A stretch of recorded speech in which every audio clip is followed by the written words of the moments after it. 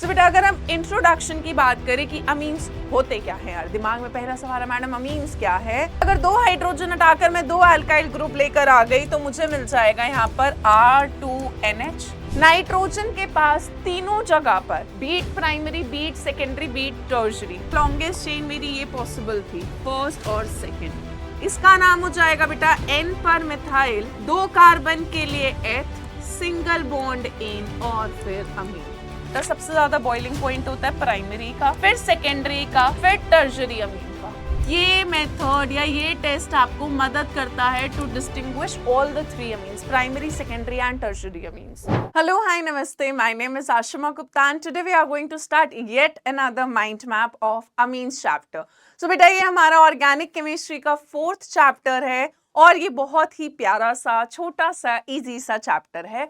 तो फटाफट से डिस्कस कर लेते हैं कि इस चैप्टर में हमें क्या क्या पढ़ना है, क्या क्या रिवीजन तो मैं वैसे सारे ही टॉपिक्स की करा रही हूँ। सो यहाँ पे बेटा हम सबसे पहले will talk about the introduction, the classification, the nomenclature, किस तरह से नॉमेनक्लेचर करते हैं अमीन्स का। Next we will talk about the methods of preparation की अमीन्स को हम किस किस तरह से प्रिपेयर कर सकते हैं। Third will talk about the physical properties. Fourth will talk about the chemical properties, chemical properties में कुछ नेम्ड रिएक्शंस आएंगे और लास्ट में आ जाएगा बेटा आपका डाइसोनियम सॉल्ट। यहाँ पर डाइसोनियम सॉल्ट क्योंकि नाइट्रोजन कंटेनिंग कंपाउंड है तो इस चैप्टर में आ जाता है।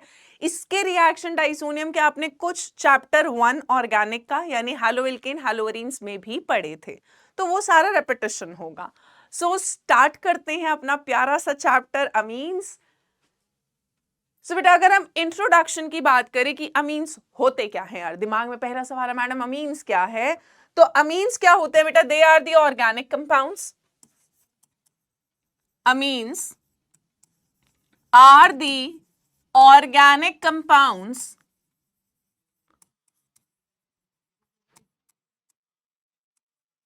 obtained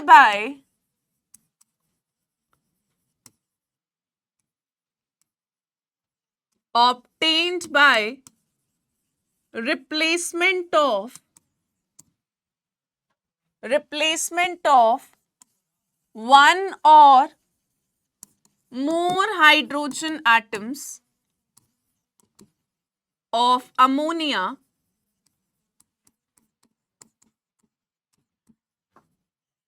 by alkyl और अराइल ग्रुप्स। अब इतनी भारी इंग्लिश मैंने लिख दी है तो उसको समझ भी लेते हैं कि यहाँ पर हम क्या कहना चाह रहे हैं। तो हम कह रहे हैं कि यार अमीन्स ऑर्गेनिक कंपाउंड्स हैं। ये कैसे ऑब्टेन होते हैं बेटा, जब हम अमोनिया NH3 की हाइड्रोजन एक या एक से ज्यादा, आप एक हटाओगे, आप दो हटा सकते हो, आप तीनों भी हटा सकते हो। तो जब अमोनिया की हाइड्रोजन को रिप्लेस करके हम कोई एल्काइल या अराइल ग्रुप लाते हैं तो हम बोलते हैं कि हमें अमीन्स मिलते हैं। ठीक है, जैसे एग्जाम्पल कर लेते हैं यार, है ना। हम अमीन्स को ये भी बोलते हैं बेटा कि ये क्या होते हैं, डेरिवेटिव्स ऑफ अमोनिया, क्योंकि ये अमोनिया से डिराइव हो रहे होते हैं। So these are also called as your derivatives of ammonia. जैसे एग्जाम्पल देखो, अगर तो बेटा मैंने अमोनिया की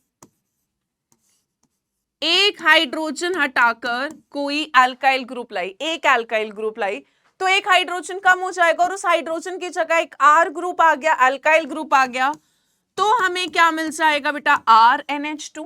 क्या मिल गया, RNH2। आप अल्काइल की जगह कोई अराइल ग्रुप भी ला सकते हो। अब इस तरह का अमीन जहां पे बेटा नाइट्रोजन एक कार्बन से जुड़ी होती है, इसको हम क्या बुलाते हैं, प्राइमरी अमीन। क्या बुलाते हैं, प्राइमरी अमीन। ठीक है, एक और एग्जांपल देखो, अगर हमने अमोनिया की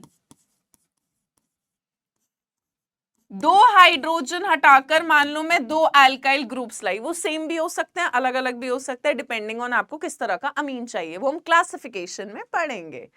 अभी हम सिर्फ जनरल समझ रहे हैं कि होते क्या हैं अमीन्स। तो बेटा अगर दो हाइड्रोजन हटाकर मैं दो अल्काइल ग्रुप लेकर आ गई तो मुझे मिल जाएगा यहाँ पर R2NH, है ना। NH3 में दो हाइड्रोजन हट गई तो NH बचा और दो अल्काइल ग्रुप आ गए तो बेटा R2NH। अब यहां पर नाइट्रोजन दो अल्काइल ग्रुप से यानी दो कार्बन से जुड़ा है, इस तरह के अमीन को क्या बुलाते हैं बेटा, 2 डिग्री अमीन। तीनों हाइड्रोजन हटाओगे, तीन ग्रुप लगाओगे, तीन अल्काइल ग्रुप, तो आपको टर्शरी अमीन मिलेगा। तो हम बोलते हैं कि जो अमीन्स है वो अमोनिया की मतलब हाइड्रोजन के रिप्लेसमेंट से मिल रहे हैं, अमोनिया से डिराइव हो रहे हैं। So they are also called as your derivatives of ammonia. Now if I talk about कि भाई अमोनिया का स्ट्रक्चर क्या होता है, तो बेटा ये आप 11वीं में केमिकल बॉन्डिंग में समझते थे। अमोनिया के अंदर बेटा जो नाइट्रोजन होती है उसके पास 3 बॉन्ड पेयर, 1 लोन पेयर होता है। 3 बॉन्ड पेयर, 1 लोन पेयर होता है। हम बोलते हैं यहां पर जो नाइट्रोजन होता है वो sp3 हाइब्रिडाइज्ड होता है।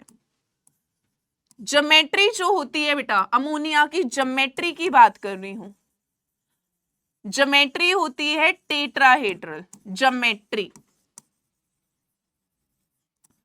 पर जो शेप होती है ना, शेप इसकी शेप कैसी होती है बेटा अमोनिया की? पिरामिडल या ट्राइगोनल पिरामिडल भी बोलते हैं। अमोनिया की शेप कैसी होती है? Pyramidal. So it is pyramidal in shape. इसके अलावा हम बोलते हैं बेटा अमोनिया के अंदर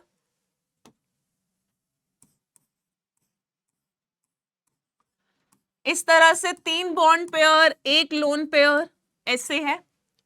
हम कहते हैं यहां पर बॉन्ड एंगल यार अपना आइडियल टेट्राहेड्रल एंगल वाला 109 डिग्री 28 मिनट नहीं होता, उससे स्लाइटली कम होता है।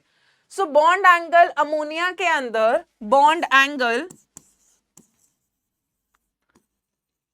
Is less than 109 degree 28 minutes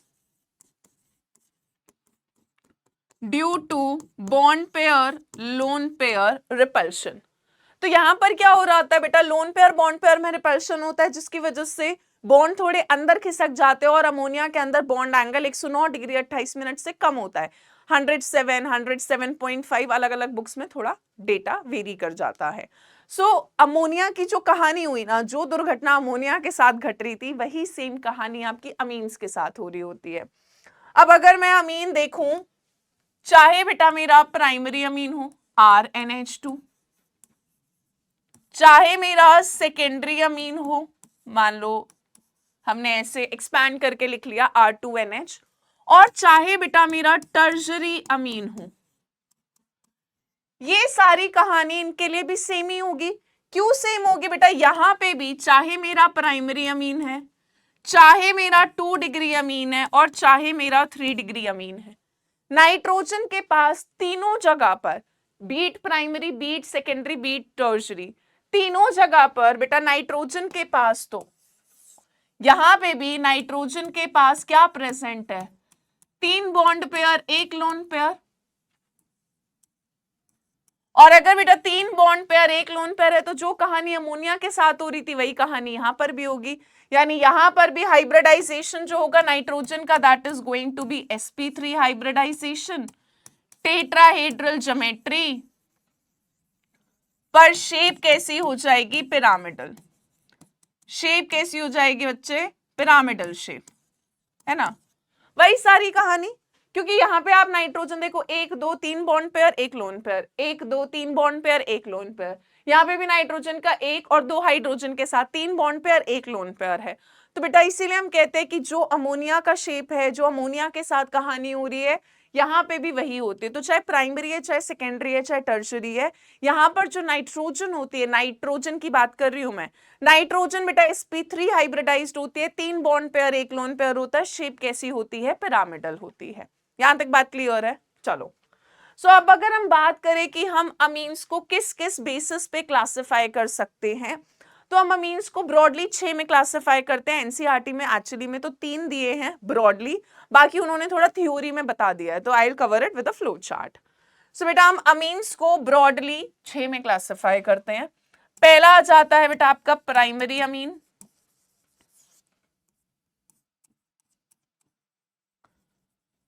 फिर आ जाता है बेटा आपका सेकेंडरी अमीन,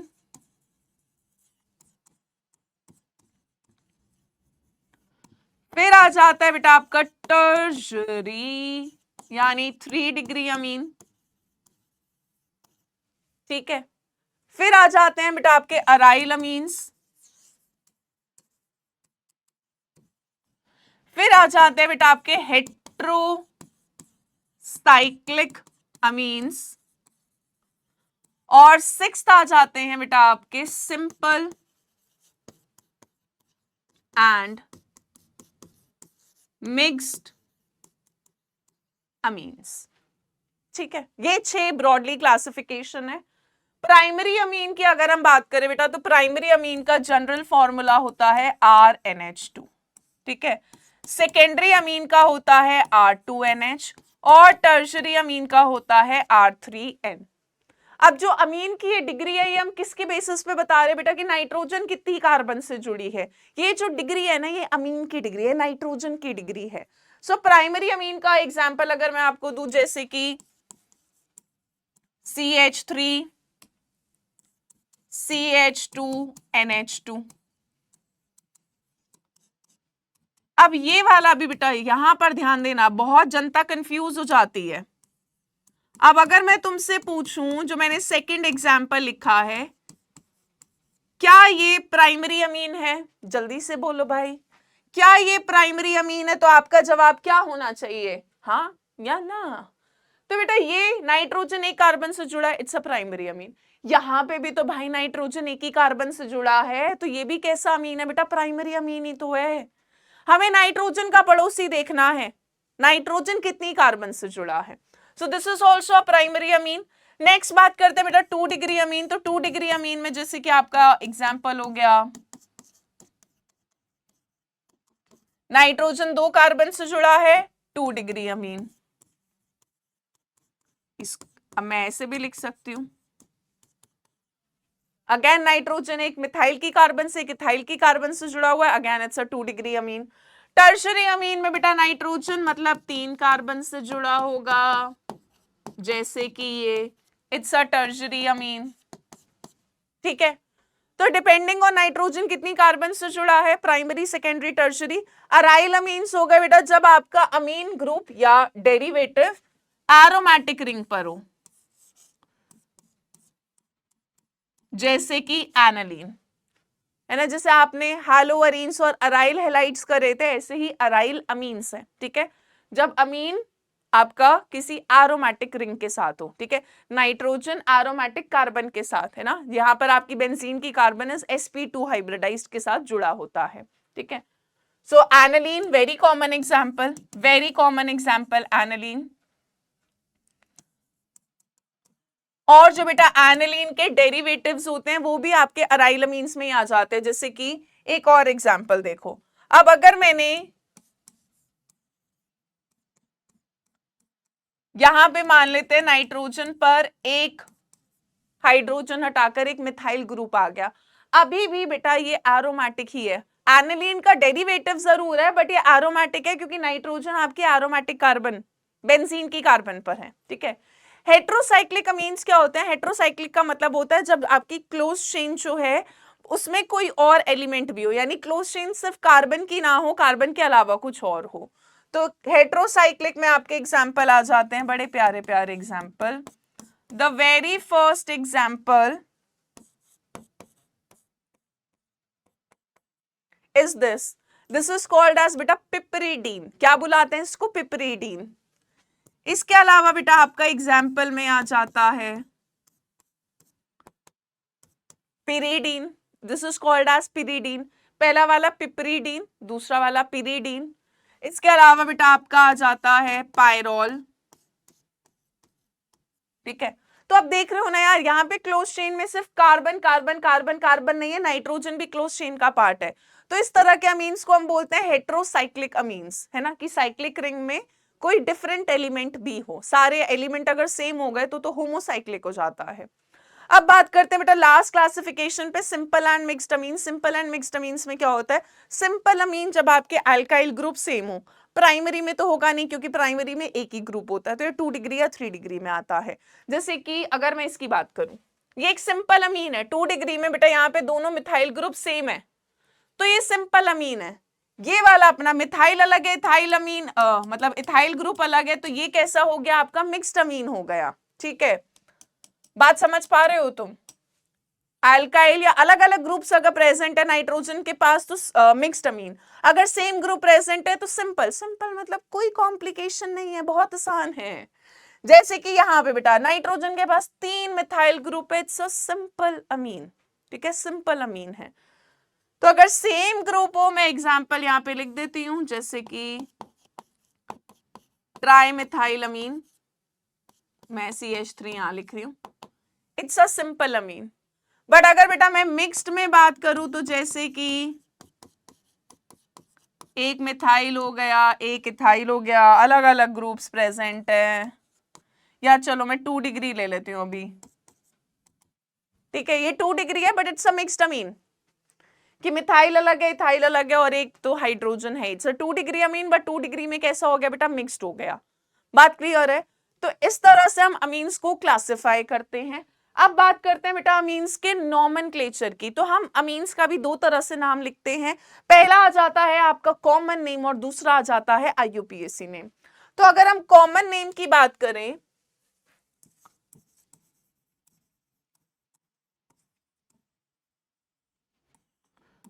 तो कॉमन नेम बेटा इनका लिखा जाता है एज अल्काइल अमीन, ठीक है। और IUPAC की अगर हम बात करें तो बेटा IUPAC नेम लिखा जाता है, IUPAC नेम कैसे लिखा जाता है, it is written as alkane amine. कैसे लिखा जाता है, एल्केन, एल्केन का ई उड़ा दिया, क्यों उड़ा दिया, क्योंकि अमीन का ए वोवल है, 2 वोवल साथ में नहीं आते हैं, ठीक है। ये भी आपका बेटा 1 डिग्री सफिक्स हो गया एन वाला, और ये हो गया 2 डिग्री सफिक्स, तो एल्केन अमीन, ई हटा देते हैं एल्केन का। कुछ एग्जाम्पल देख लेते हैं,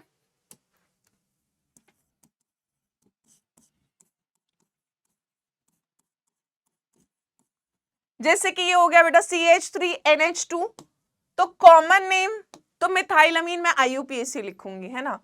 तो ये हो जाएगा बेटा, एक कार्बन है मेथ, सिंगल बॉन्ड है एन और अमीन, तो IUPAC नेम इसका क्या हो गया, मीथेन अमीन। और देखो एग्जाम्पल,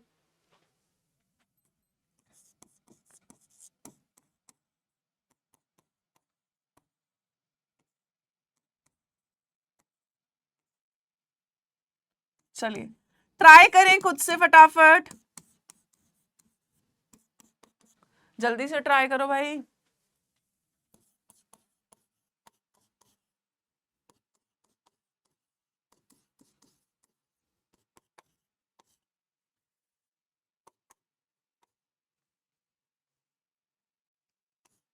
अरे नहीं नहीं,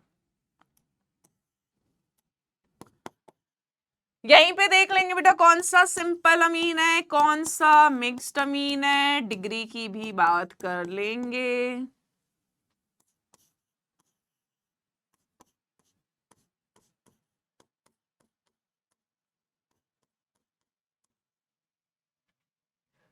चलो,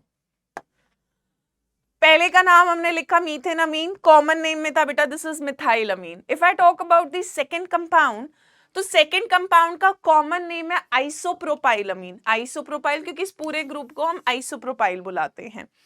IUPAC नेम अगर मैं देखूं तो बेटा मेरी लॉन्गेस्ट चेन 3 कार्बन की है, और इस मेन चेन में फंक्शनल ग्रुप आ रहा है, सेकंड कार्बन पे आ रहा है। अब मैं कहीं से भी नंबरिंग करूं बेटा अमीन यहां पर सेकंड नंबर पे आएगा, तो इस कंपाउंड का नाम हो जाएगा, 3 कार्बन के लिए प्रोप, सिंगल बॉन्ड है एन। अब क्योंकि अमीन सेकंड नंबर पर है तो आप नंबर बताओगे कि कौन सी पोजीशन पर है, तो this is propane 2 amine, propane 2 amine. चलिए नेक्स्ट वाला बेटा, अब डिग्री बाद में करूंगी, पहले नाम लिख लेते हैं।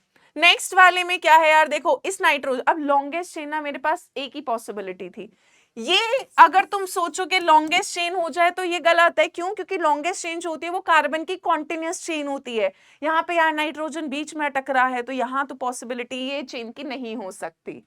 तो यहां पर मैंने इसी कार्बन की मेन चेन ले ली कि भाई एक ही कार्बन की लॉन्गेस्ट चेन पॉसिबल है। अब बेटा नाइट्रोजन पर ये एक सब्स्टिट्यूएंट की तरह हो गया, तो हम बताएंगे कि भाई नाइट्रोजन पर एक कौन सा ग्रुप लगा है, मिथाइल, तो इसका नाम हो जाएगा बेटा, नाइट्रोजन पे क्या लगा हुआ है, मिथाइल, N पर मिथाइल, एक ही कार्बन का लॉन्गेस्ट चेन है मेथ, सिंगल बॉन्ड एन, और फिर आ जाएगा अमीन। ठीक है, तो इसका नाम हो जाएगा एन मिथाइल मीथेन अमीन। कॉमन नेम में जाते तो कॉमन नेम में हो जाता डाइमिथाइल अमीन, 2 बार मिथाइल था, डाइमिथाइल अमीन। ठीक है, नेक्स्ट वाला ट्राई करें फटाफट से, जल्दी से।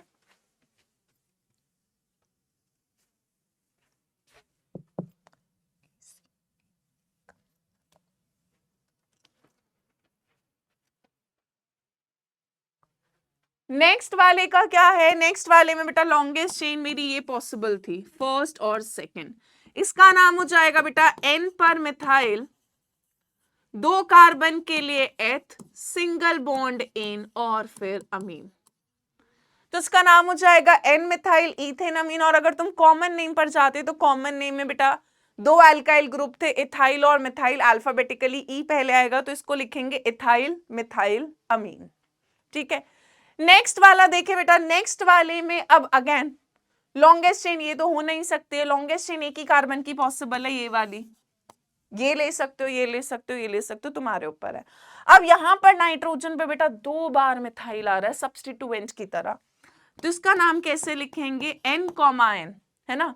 जैसे अब अगर एक कार्बन पे 2 मिथाइल सब्स्टिट्यूएंट है तो हम कैसे लिखते थे, 2,2 डाइमिथाइल। यहाँ पर n कॉमा एन की नाइट्रोजन पर ही 2 बार, तो n कॉमा एन 2 बार के लिए क्या आ गया बेटा, डाइमिथाइल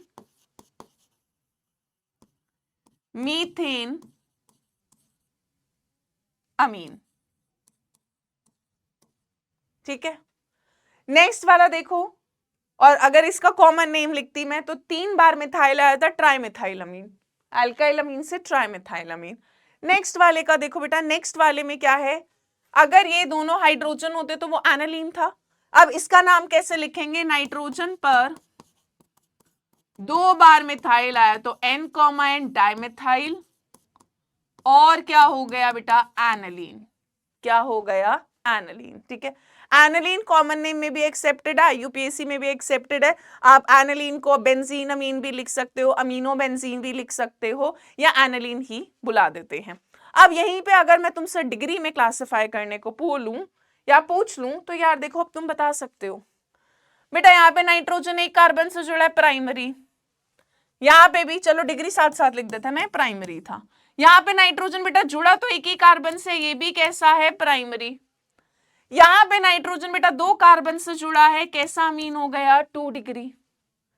यहाँ पे नाइट्रोजन बेटा 1 और 2 कार्बन से जुड़ा है, 2 डिग्री।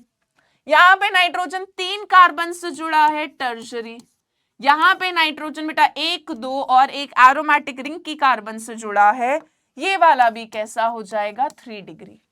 कैसा हो जाएगा, 3 डिग्री। बात क्लियर है, बात क्लियर है। अब अगर मैं ये वाला अमीन देखूं तो बेटा इट्स अ सिंपल अमीन, ये वाला देखूं तो इट्स अ मिक्स्ड अमीन, ये वाला देखूं तो सिंपल अमीन। ठीक है, तो इस तरह से हम अमीन का नाम लिखते हैं। चलिए, अब अगर हम बात करें बेटा अमीन्स को हम कैसे कैसे बना सकते हैं, what are the methods by which we can prepare amines. So पहला मेथड आ जाता है आपका रिडक्शन ऑफ नाइट्रो कंपाउंड्स। ठीक है, तो अगर हम किसी नाइट्रो कंपाउंड का, ठीक है, ये आर अल्काइल भी हो सकता है बेटा, आर की जगह अराइल ग्रुप भी हो सकता है, एग्जाम्पल अभी ले लेंगे। ठीक है, इसका अगर हम कैटालिटिक हाइड्रोजनेशन कराएं, यानी हाइड्रोजन इन प्रेजेंस ऑफ, ठीक है, तो मैं ऐसे लिख सकते हैं, मैं अभी यही लिख रही हूं, हाइड्रोजन इन प्रेजेंस ऑफ निकल, पैलेडियम या प्लैटिनम, कोई भी हो सकता है। और फाइनली डिवाइडेड मेटल लेते हैं, क्योंकि बेटा अगर मेटल फाइनली डिवाइडेड होता है तो सरफेस एरिया बढ़ जाता है, रेट ऑफ रिएक्शन बढ़ जाता है। So hydrogen in the presence of PD, और what we can take is, ठीक है, hydrogen in the presence of palladium, तो आपका इथेनॉल। इसके अलावा बेटा आप यहां पर रिएक्शन इससे भी करा सकते हो, मैं तीनों मीडियम लिख रही हूं,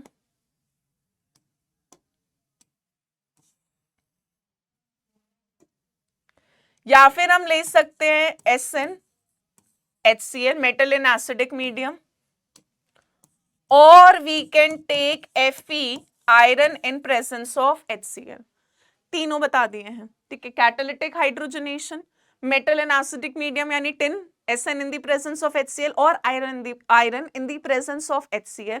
यहाँ पे बेटा जो NO2 ग्रुप है ये किस में चेंज हो जाता है, RNH2 में। किस में चेंज हो जाता है बेटा, RNH2 में। यानी जो आपका नाइट्रो ग्रुप है वो किस में रिड्यूस हो गया, अमीन में रिड्यूस हो गया है, ठीक है, अमीन मिल गया। एग्जाम्पल देखो, जैसे कि हमने लिया नाइट्रोबेंजीन, ठीक है, what we have taken is nitrobenzene. अब अगर बेटा मैंने नाइट्रोबेंजीन की रिडक्शन कराई यूजिंग हाइड्रोजन पैलेडियम, मैं यहां पर ले रही हूं SnHCl, आप चाहो तो FeHCl भी ले सकते हो, H2 पैलेडियम भी ले सकते हो। तो बेटा जी ये जो नाइट्रोबेंजीन है ये किस में रिड्यूस हो जाएगा, किस में रिड्यूस हो जाएगा, एनालीन में, एनालीन मिल जाएगा, ठीक है। अब हम यहाँ पर बोलते हैं कि जो प्रेफर्ड है ना, क्या हम ज्यादा प्रेफर करते हैं यहाँ पर ये आयरन HCl। क्यों प्रेफर करा जाता है बेटा, क्योंकि आयरन जब HCl के साथ रिएक्ट करता है, तो आयरन जब HCl के साथ रिएक्ट करता है तो बनता है FeCl2, पानी का मीडियम होता है तो ये हाइड्रोलाइज हो जाता है FeOH होल ट्वाइस और HCl दे देता है। तो हमें ना बहुत थोड़े से HCl की जरूरत है रिएक्शन को शुरू कराने में, उसके बाद रिएक्शन खुद से भागता रहेगा, क्योंकि रिएक्शन में मोर HCl इज गेटिंग प्रोड्यूस्ड, तो आपको बहुत ज्यादा HCl शुरू में लेने की जरूरत नहीं पड़ती है, ठीक है। तो ये एनसीईआरटी में आपको लाइन मिल जाएगी। नेक्स्ट बात करते हैं सेकंड मेथड जिससे हम बना सकते हैं अल्काइल हैलाइड्स की, अमोनोलिसिस से अमीन्स मिलते हैं। सो इस अमोनोलिसिस को we also call it as Hofmann's ammonolysis. क्या बुलाते हैं बेटा, हॉफमैन्स अमोनोलिसिस, ठीक है। अब जरा अमोनोलिसिस देखो यार क्या है, बहुत आसान सा है। अगर आपने अल्काइल हैलाइड का, या RX इधर लिख लेते हैं, अल्काइल हैलाइड का रिएक्शन कराया बेटा अमोनिया के साथ। अब हमें ये पता है, ये चीज हम पहले पढ़ चुके हैं कि अल्काइल हैलाइड के अंदर यहाँ पे पार्शियल नेगेटिव, यहाँ पार्शियल पॉजिटिव, क्योंकि हैलोजन ज्यादा इलेक्ट्रोनेगेटिव होता है। और बेटा अब यहाँ पर ये जो नाइट्रोजन का लोन पेयर है ये न्यूक्लियोफाइल की तरह अटैक करेगा या बिहेव कर रहा होगा, तो ये क्या करेगा, इस अल्काइल ग्रुप की कार्बन पर आकर अटैक करेगा, ठीक है। तो अब यहां पर आपको मिलता क्या है, यू गेट RNH3 प्लस और X minus, RNH3 plus X minus, इसको बुलाते हैं बेटा सब्स्टिट्यूटेड अमोनियम सॉल्ट। क्या बुलाते हैं बेटा, सब्स्टिट्यूटेड अमोनियम सॉल्ट। अब यहां से अगर आपने फिर अमोनिया दिया तो आपको मिलता है RNH2 और साथ में बन जाता है बेटा अमोनियम हैलाइड, ठीक है।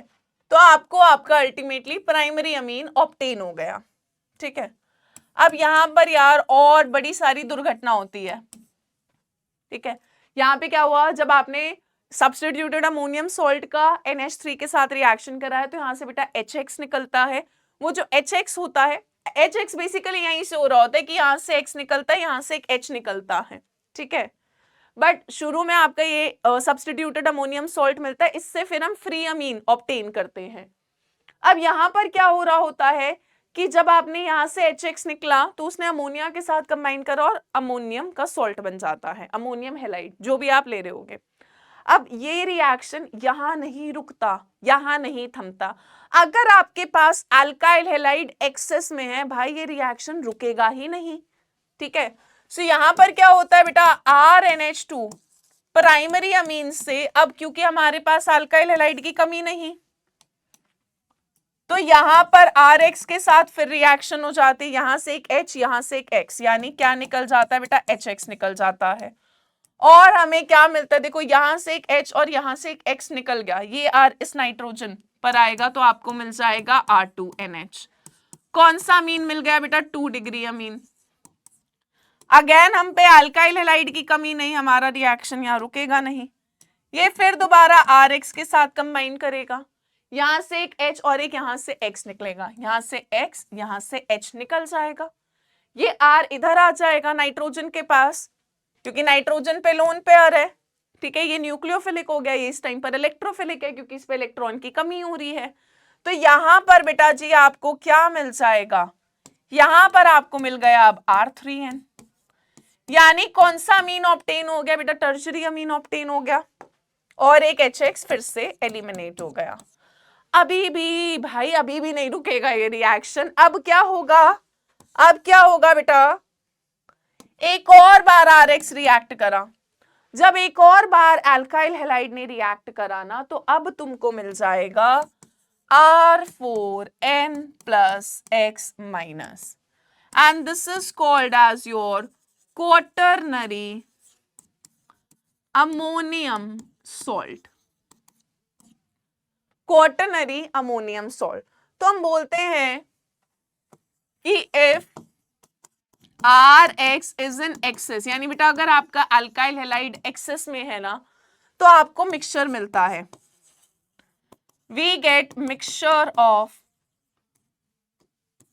primary, secondary, tertiary and quaternary ammonium salt का मिक्सचर मिल जाता है, ठीक है।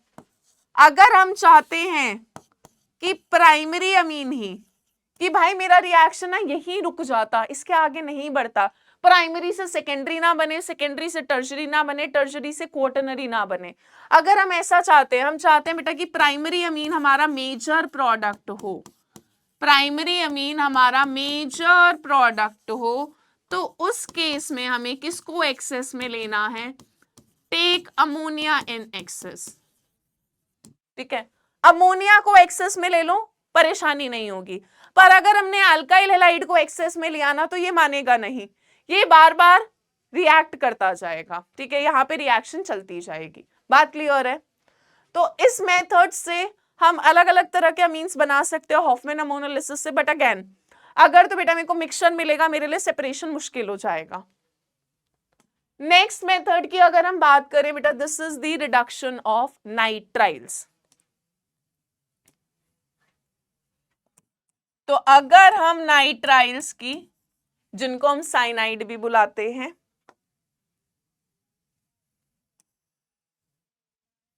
चलो इनके अगर हम रिडक्शन करते हैं, अगेन बेटा कैटालिटिक हाइड्रोजनेशन हो सकते हैं, जैसे कि हाइड्रोजन ले लिया आपने in the presence of palladium, ठीक है। इसके अलावा very common is sodium amalgam in the presence of ethanol, ठीक है, अलग अलग मेथड्स लिख रही हूं मैं कि ये ले सकते हैं, ये ले सकते हैं। तो बेटा यहां पर क्या होता है, अब देखो यहां पर समझना, ट्रिपल बॉन्ड के दो बॉन्ड्स टूटेंगे, क्योंकि दो पाई बॉन्ड्स होते हैं ट्रिपल बॉन्ड में, एक सिग्मा दो पाई। तो यहां पर बेटा दो बार हाइड्रोजनेशन या हाइड्रोजन ऐड करती है, एक बॉन्ड टूटेगा, एक H इधर एक H इधर, फिर एक और बॉन्ड टूटेगा, एक और H इधर एक और H इधर। तो यहां पर आपको क्या मिलता है बेटा जी, R CH2NH2, R CH2NH2। और इस मेथड से जो तुमको अमीन मिल रहा है, वो कौन सा अमीन मिला बेटा, यहां पर आपको प्राइमरी अमीन, प्राइमरी अमीन मिल रहा है। नाइट्रोजन तो एक ही कार्बन से जुड़ा हुआ है। चलो ट्राई करें ये वाला,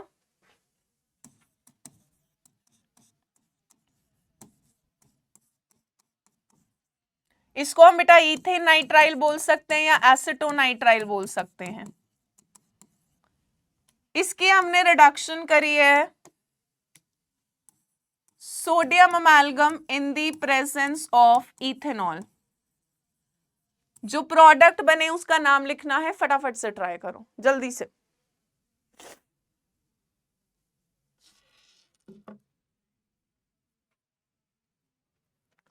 जल्दी से ट्राई करें।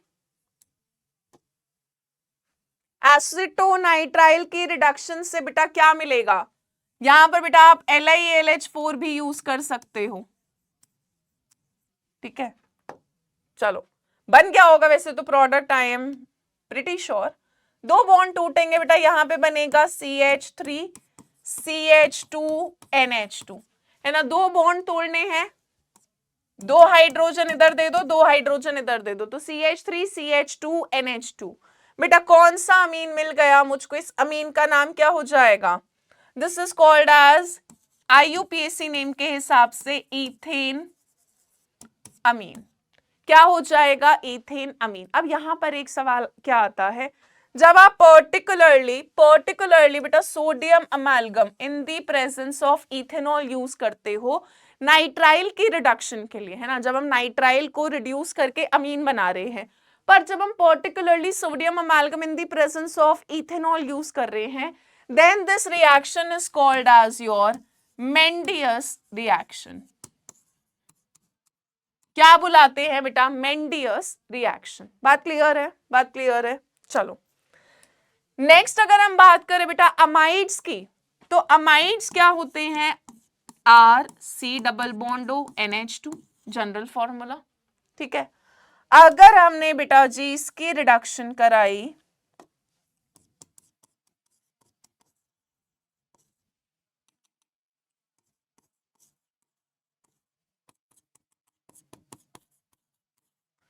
कुछ नहीं है, यहां से बेटा बॉन्ड टूटेगा, दो हाइड्रोजन इधर आती है, दो हाइड्रोजन इधर आ जाती है, वाटर निकल जाता है, हमारे को भी अमीन से काम है। तो यहां पर आपको क्या मिल जाता है बेटा? अमाइड्स जो होते हैं वो किस में रिड्यूस हो जाते हैं? अमीन्स में। किस में रिड्यूस हो जाते हैं? अमीन्स में, ठीक है। जैसे कि मैं ले रही हूं बेंजामाइड,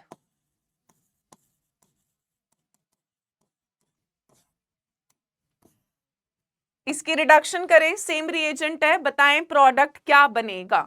जल्दी से ट्राई करें बेटा, ट्राई करें फटाफट से।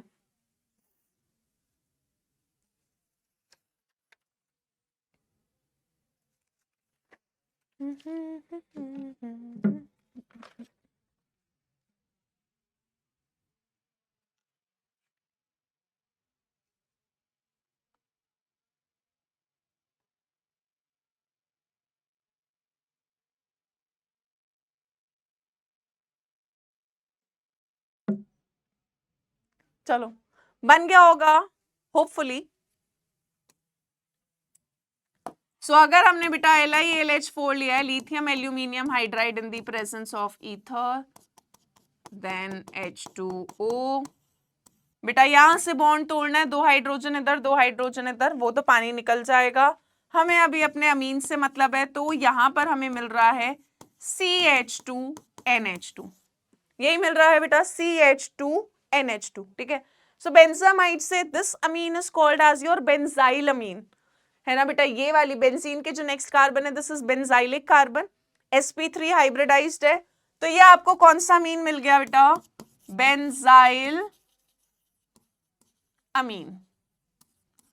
तो अभी तक हमने 4 मेथड्स कर लिए। नेक्स्ट मेथड की अगर हम बात करें, बहुत बहुत बहुत प्यारा मेथड है, और आपका नेम्ड रिएक्शन आ जाएगा बेटा गैब्रियल थैलिमाइड सिंथेसिस। अब गैब्रियल थैलिमाइड सिंथेसिस से सवाल काफी बार आता है, पूछा ही जाता है। सो गैब्रियल थैलिमाइड सिंथेसिस में अगर हम बात करें, तो यहां पर रिएक्शन की शुरुआत होती है बेटा थैलिमाइड से।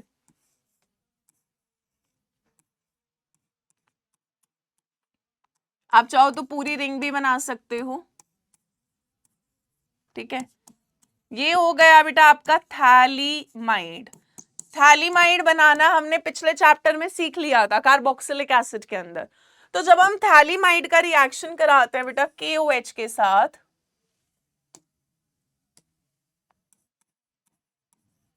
KOH के साथ, ठीक है, ये H प्लस OH माइनस के साथ, देखो यहाँ K प्लस है, OH माइनस है, यहाँ पे नाइट्रोजन पे माइनस है, हाइड्रोजन पे प्लस है, क्योंकि नाइट्रोजन और हाइड्रोजन में बेटा हाइड्रोजन की इलेक्ट्रोनेगेटिविटी कम है, नाइट्रोजन की ज्यादा है, ठीक है। दुनिया की रीत के हिसाब से भाई प्लस वाला माइनस पे, माइनस वाला प्लस पे, तो यही होगा यार। तो यहां पर बेटा जी क्या बन जाएगा हमारे पास,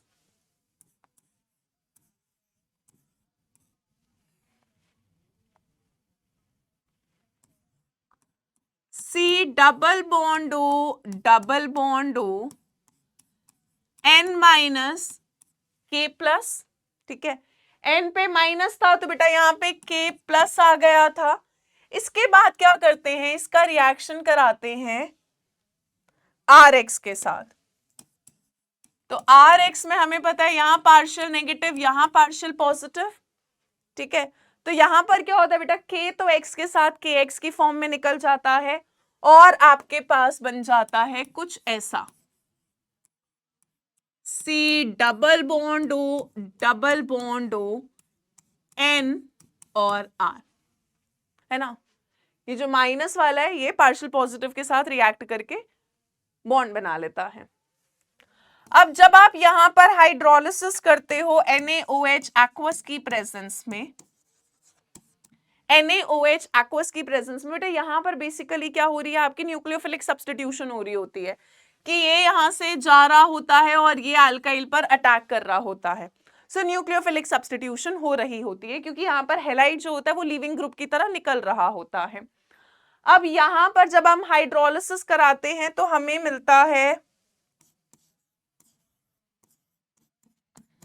सी डबल बॉन्ड, ये ऐसे लिख देती हूँ ना आप तो शॉर्ट में, COO minus Na plus, COO minus Na plus, है ना। सोडियम थालेट हो गया और साथ में बन जाता है, साथ में बन जाता है बेटा RNH2। क्या बन जाता है, RNH2। और हम बोलते हैं कि गैब्रियल थैलिमाइड सिंथेसिस से बेटा हम कौन सा अमीन बना पाते हैं, खाली प्राइमरी एलिफैटिक अमीन। कौन सा बनता है बेटा इस मेथड से, प्राइमरी एलिफैटिक अमीन। यहां से सवाल आता है, बहुत बार आता है। एक तो यही शॉर्ट नोट बोल देगा कि right a short note on Gabriel phthalimide synthesis, तो भाई रिएक्शन लिखना है, पूरा थ्योरी लिखनी है। या फिर पूछ लेता है कि गैब्रियल थैलिमाइड सिंथेसिस से हम एरोमेटिक अमीन क्यों नहीं बना पाते, या हम एनिलीन क्यों नहीं बना सकते थे। यार देखो, अगर मुझे एरोमेटिक बनाना है तो मुझे अल्काइल की जगह अराइल हैलाइड लेना पड़ेगा, यानी कि हमको कुछ ऐसा लेना पड़ेगा, अराइल हैलाइड ARX। हम ये पहले पढ़ चुके हैं कि अराइल हैलाइड्स के अंदर यानी हैलोअरीन्स के अंदर न्यूक्लियोफिलिक सब्स्टिट्यूशन नहीं हो पाता आसानी से, क्योंकि बेटा यहां पर जो लोन पेयर होता है वो रेजोनेंस में इन्वॉल्व हो जाता है। और हमने पढ़ा था कि अराइल हैलाइड्स या हैलोअरीन में न्यूक्लियोफिलिक सब्स्टिट्यूशन नहीं हो पाता था, 3-4 रीजन पढ़ाए थे तुमको। यहाँ पार्शियल डबल बॉन्ड कैरेक्टर आ जाता है, यहाँ की कार्बन sp2 हाइब्रिडाइज्ड होती है, इस कैरेक्टर ज्यादा होता है, इलेक्ट्रोनेगेटिविटी ज्यादा होती है, बॉन्ड लेंथ छोटी हो जाती है, बॉन्ड स्ट्रॉन्ग हो जाता है। तो यहाँ पर न्यूक्लियोफिलिक सब्स्टिट्यूशन आसानी से हो नहीं पाता।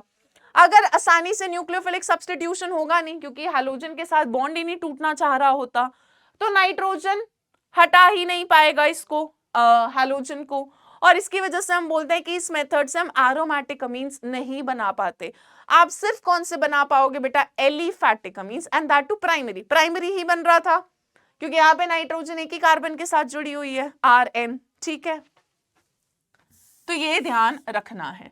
बात क्लियर है? जल्दी से बता दो गाइस, जल्दी से बता दो। इसको लिख लो, एब्जॉर्ब कर लो, कोशिश करो यहीं पर आपको याद हो जाए बेटा ये वाला रिएक्शन, क्योंकि बहुत इंपॉर्टेंट है, बहुत इंपॉर्टेंट है, ठीक है। चलो नेक्स्ट बात करते हैं Hofmann's bromamide synthesis. Hofmann's bromamide synthesis या Hofmann's bromamide degradation reaction, this is short में कॉल्ड एज योर बेटा HBD, हैप्पी बर्थडे से याद रखना, HBD रिएक्शन, ठीक है। अब यहां पर हम क्या करते हैं, अगर हम अमाइड का, अब ये अमाइड ही है,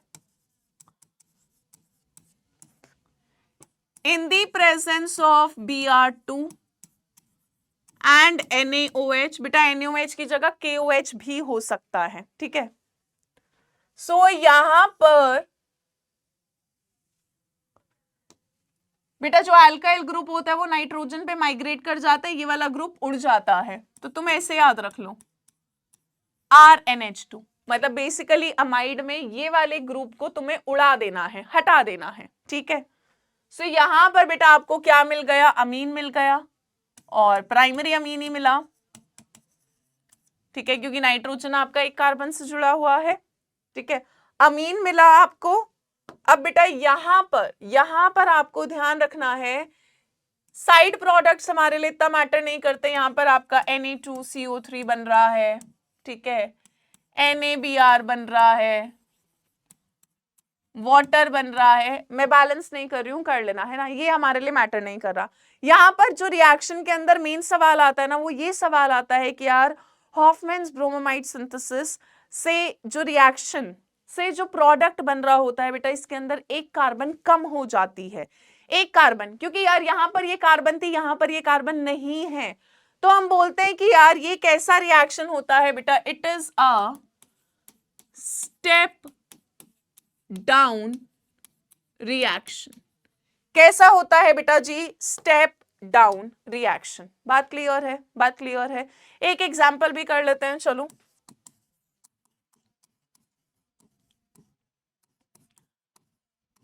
मैंने ले लिया बेटा प्रोपेनामाइड और इसमें लगा दी हॉफमैन्स ब्रोमामाइड डिग्रेडेशन HBD, ठीक है, Br2 in the presence of NaOH। फटाफट से प्रोडक्ट बना दो, जल्दी से जल्दी से प्रोडक्ट बनाए बेटा, प्रोडक्ट।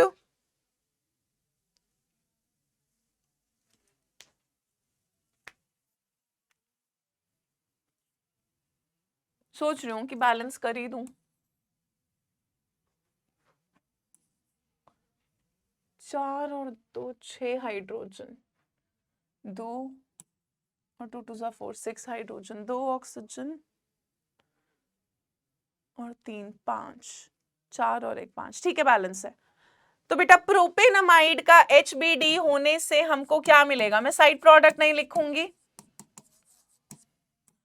जल्दी से सोचे बेटा क्या बनेगा, और क्या उसमें आपको कार्बन कम दिख रही है या नहीं दिख रही है, जल्दी सोचें।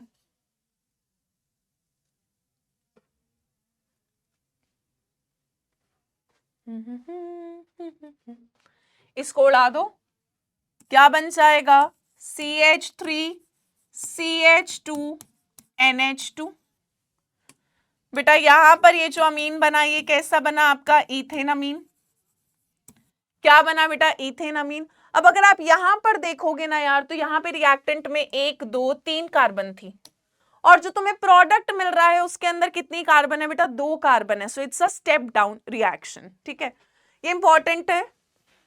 नेक्स्ट वाला मैं एक्स्ट्रा में करा रही हूं, क्योंकि एनसीईआरटी एग्जाम्पलर वगैरह में क्वेश्चंस दे रखे हैं, एनसीईआरटी में ये नहीं दे रखा बेटा। अगर आप आइसोसाइनाइड या कार्बाइल अमीन्स की रिडक्शन कराते हो, ठीक है, जैसे कि मैं सीधा एग्जाम्पल लेके ही कर लेती हूँ, ये हमने मान लिया कोई आइसोनाइट्राइल है, ठीक है, या कार्बाइल अमीन है, इसका अगर हम रिडक्शन कराएं,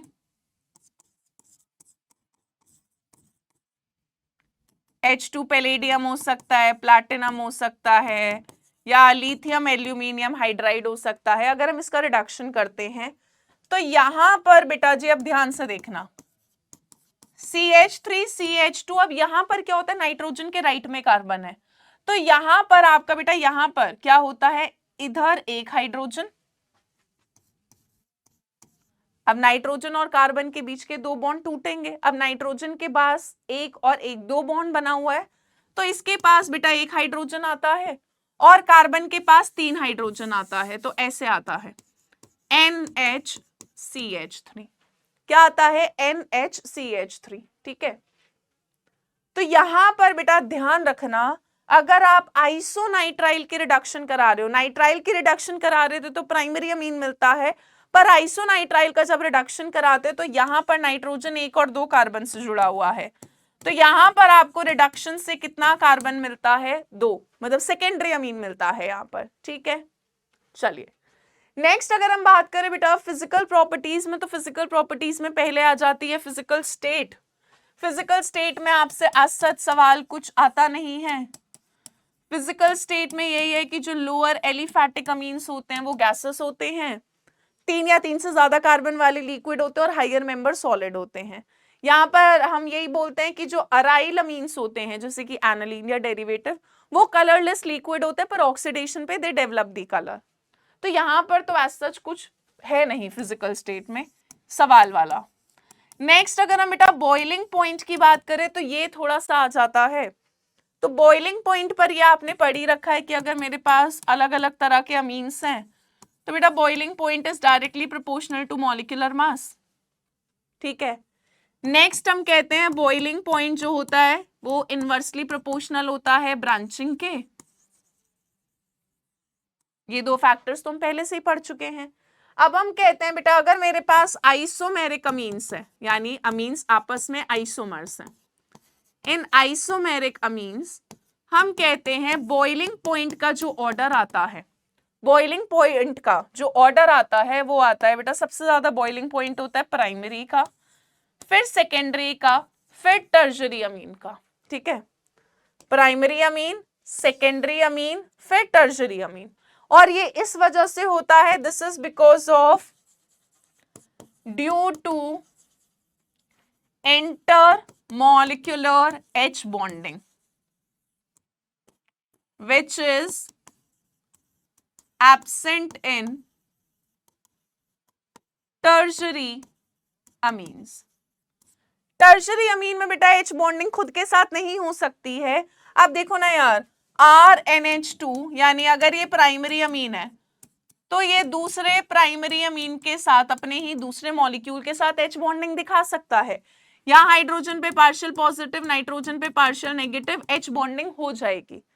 2 डिग्री में भी पॉसिबल है, 2 डिग्री में बेटा यहाँ R R आ जाएंगे, 2 डिग्री में पॉसिबल है। पर क्या 3 डिग्री में पॉसिबल हो पाएगी बेटा? 3 डिग्री में पॉसिबल ही नहीं है, क्योंकि 3 डिग्री के अंदर नाइट्रोजन के पास तीनों अल्काइल ग्रुप या अराइल हो सकते हैं या मिक्स हो सकता है।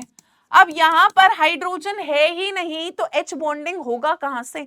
Hydrogen is not attached to any electronegative element, FON में कुछ भी नहीं है हमारे पास। हाइड्रोजन यहाँ पे किसी इलेक्ट्रोनेगेटिव एलिमेंट पे जुड़ी ही नहीं है, जिसकी वजह से हम बोलते हैं कि टर्शरी अमीन का आइसोमेरिक अमीन जब मॉलिक्यूलर मास सेम है, ठीक है, तो उस केस में हम बोलते हैं टर्शरी अमीन का बॉइलिंग पॉइंट कम होता है, प्राइमरी का सबसे ज्यादा होता है। ठीक है, इसके अलावा हम बोलते हैं बेटा इनका बॉइलिंग पॉइंट अल्कोहल और कार्बोक्सिलिक। देखो कार्बोक्सिलिक का तो वैसे ही सबसे ज्यादा होता है, फिर आता है आपका अल्कोहल।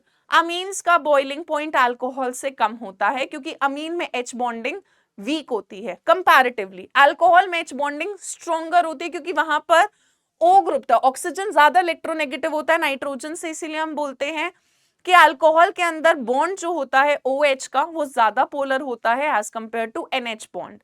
और हम कहते हैं अल्कोहल में H बॉन्डिंग स्ट्रॉन्गर होती है अमीन्स के कंपैरिजन में, तो अल्कोहल का बॉइलिंग पॉइंट अमीन्स से ज्यादा होता है अगर सिमिलर मॉलिक्यूलर मास है तो।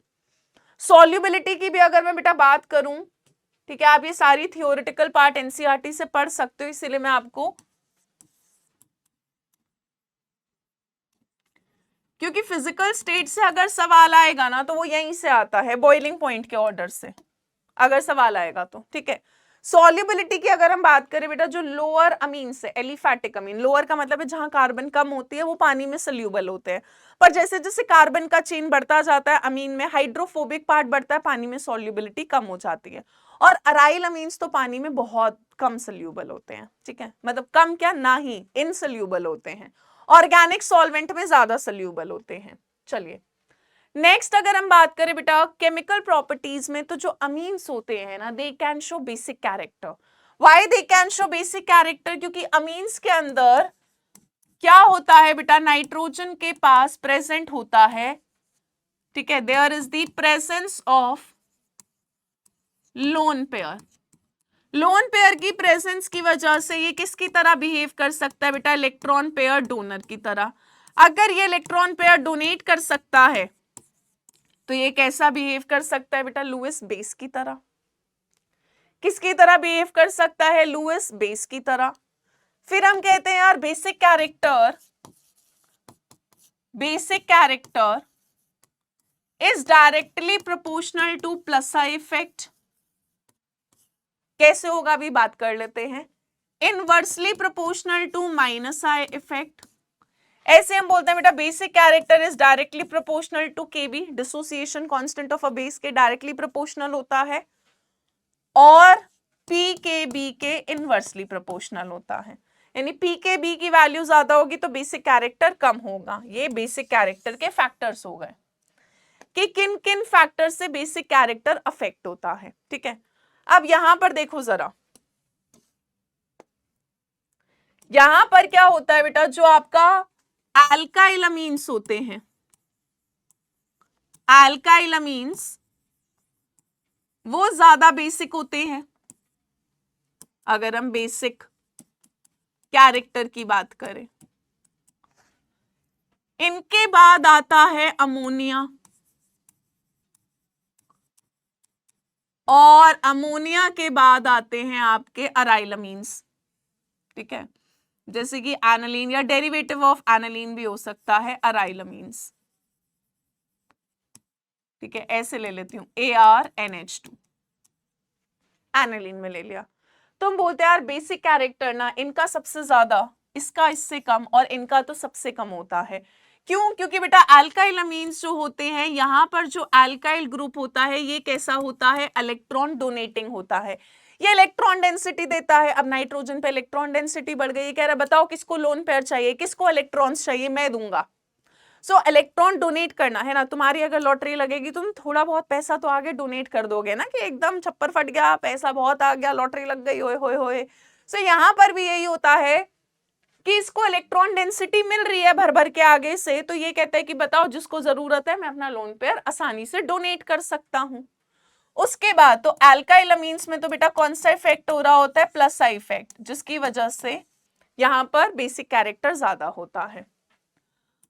फिर आता है अमोनिया, यहाँ पे भी लोन पेयर लोकलाइज्ड है, मतलब कहीं घूम नहीं रहा होता, यहाँ पे भी फिक्स होता है। अराइल अमीन्स के साथ यार एक अलग कहानी हो जाती है। अराइल अमीन्स में जैसे कि एनालिन में क्या होता है बेटा, लोन पेयर जो होता है वो किस में पार्टिसिपेट कर लेता है, रेजोनेंस में। अब अगर लोन पेयर रेजोनेंस में बिजी हो गया तो वो डोनेट किसी और को डोनेट करने के लिए अवेलेबल नहीं होगा, क्योंकि बेसिक कैरेक्टर होता है कितनी आसानी से इलेक्ट्रॉन पेयर डोनेट हो जाए। सो यहां पर क्योंकि लोन पेयर रेजोनेंस में पार्टिसिपेट करता है, अराइल अमीन्स में lone pair participates in resonance, and therefore less available for donation। अब बेटा ये लोन पेयर डोनेट होने के लिए कम अवेलेबल होता है, जिसकी वजह से हम बोलते हैं बेसिक कैरेक्टर यहां पर क्या हो जाता है, कम हो जाता है, बेसिक कैरेक्टर डिक्रीज कर जाता है। तो अभी तक हमें ये पता चल गया कि अल्काइल अमीन ज्यादा बेसिक है, फिर अमोनिया, फिर अराइल अमीन्स। बट अगर अब मैं अल्काइल अमीन्स की ही बात करूं, ठीक है, तो अब will talk about alkyl amines.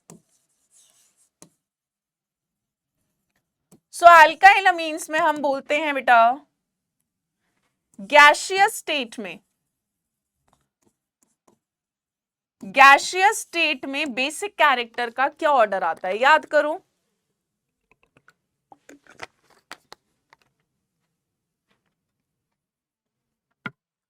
Gaseous state में बेटा बेसिक कैरेक्टर का ऑर्डर आ जाता है 3 डिग्री, फिर 2 डिग्री, फिर 1 डिग्री।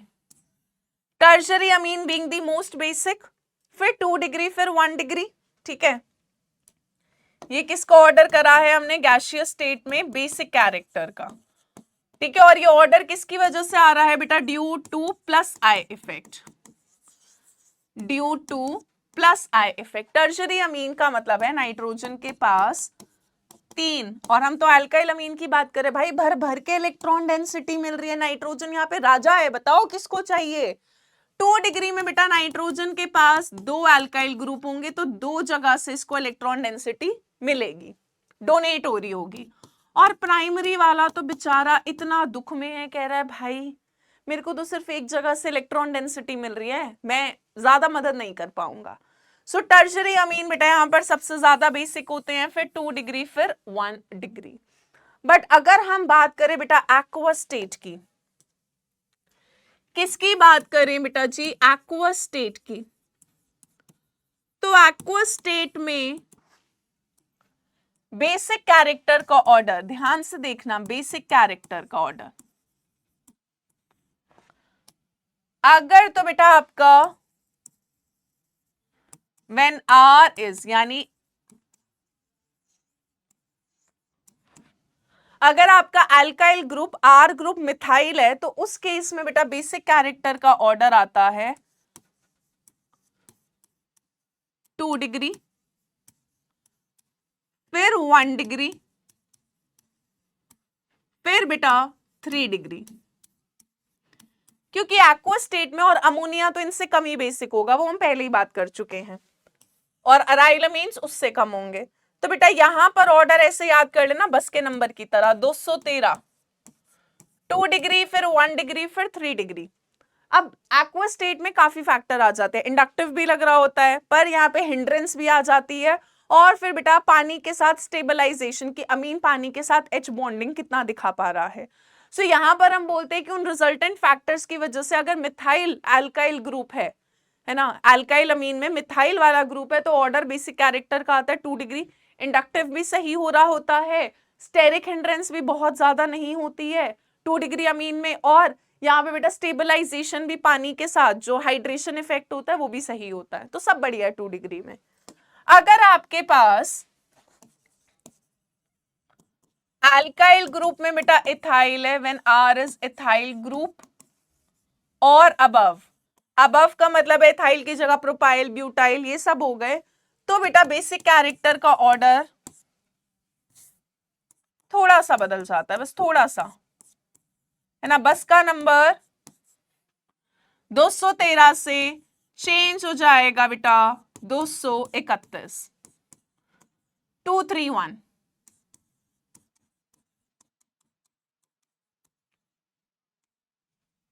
ये आ जाता है। सो यहां पर बेटा बेसिक कैरेक्टर का ऑर्डर आ जाता है 2 डिग्री इथाइलमीन में, अगेन फिर इंडक्टिव भी ठीक है, स्टेरिक हिंड्रेंस भी बहुत ज्यादा नहीं है, हाइड्रेशन से स्टेबलाइज भी हो रहा होता है। यहाँ पे फिर बेटा 3 डिग्री आता है इथाइल के केस में, और फिर आता है 1 डिग्री। एक को ऑर्डर याद रख लो 213, दूसरे का 231 है ना, 1 3 में उल्टा कर देना है, बस बढ़िया। यहां से बेटा भर भर के सवाल आता है, भर भर के, यहां से भर भर के गैसियस स्टेट, इस वाले ऑर्डर से कि अल्काइल अमीन सबसे ज्यादा बेसिक होते हैं, फिर अमोनिया, फिर अराइल अमीन की why aniline is less basic than alkyl amine, या कोई मीथेन अमीन दे दिया, या बोल दिया भाई methane amine is more basic than ammonia, तो मीथेन अमीन में इंडक्टिव इफेक्ट लग रहा होगा, अमोनिया में नहीं लग रहा। अगर बोल रहा है कि एनिलीन लेस बेसिक क्यों है, मीथेन अमीन ज्यादा बेसिक क्यों है, तो वो इसीलिए कि एनिलीन के अंदर लोन पे रेजोनेंस में बिजी है, अगर मैं किसी काम में बिजी हूं तो I will be less available ना, है ना, तो यहाँ पे भी यही हो रहा है, बिजी हो जाता है बेचारा। सो ये वाला ऑर्डर और ये वाला फैक्टर्स, ये सब बेटा ध्यान रखने हैं। बेसिक कैरेक्टर से एक सवाल आ जाता है इसकी केमिकल प्रॉपर्टीज में। चलिए नेक्स्ट अगर हम बात करें बेटा अल्काइलेशन की, तो ये हम पहले कर चुके हैं, उसी को कंटिन्यू, कि अगर हमारे पास अल्काइल हैलाइड होता है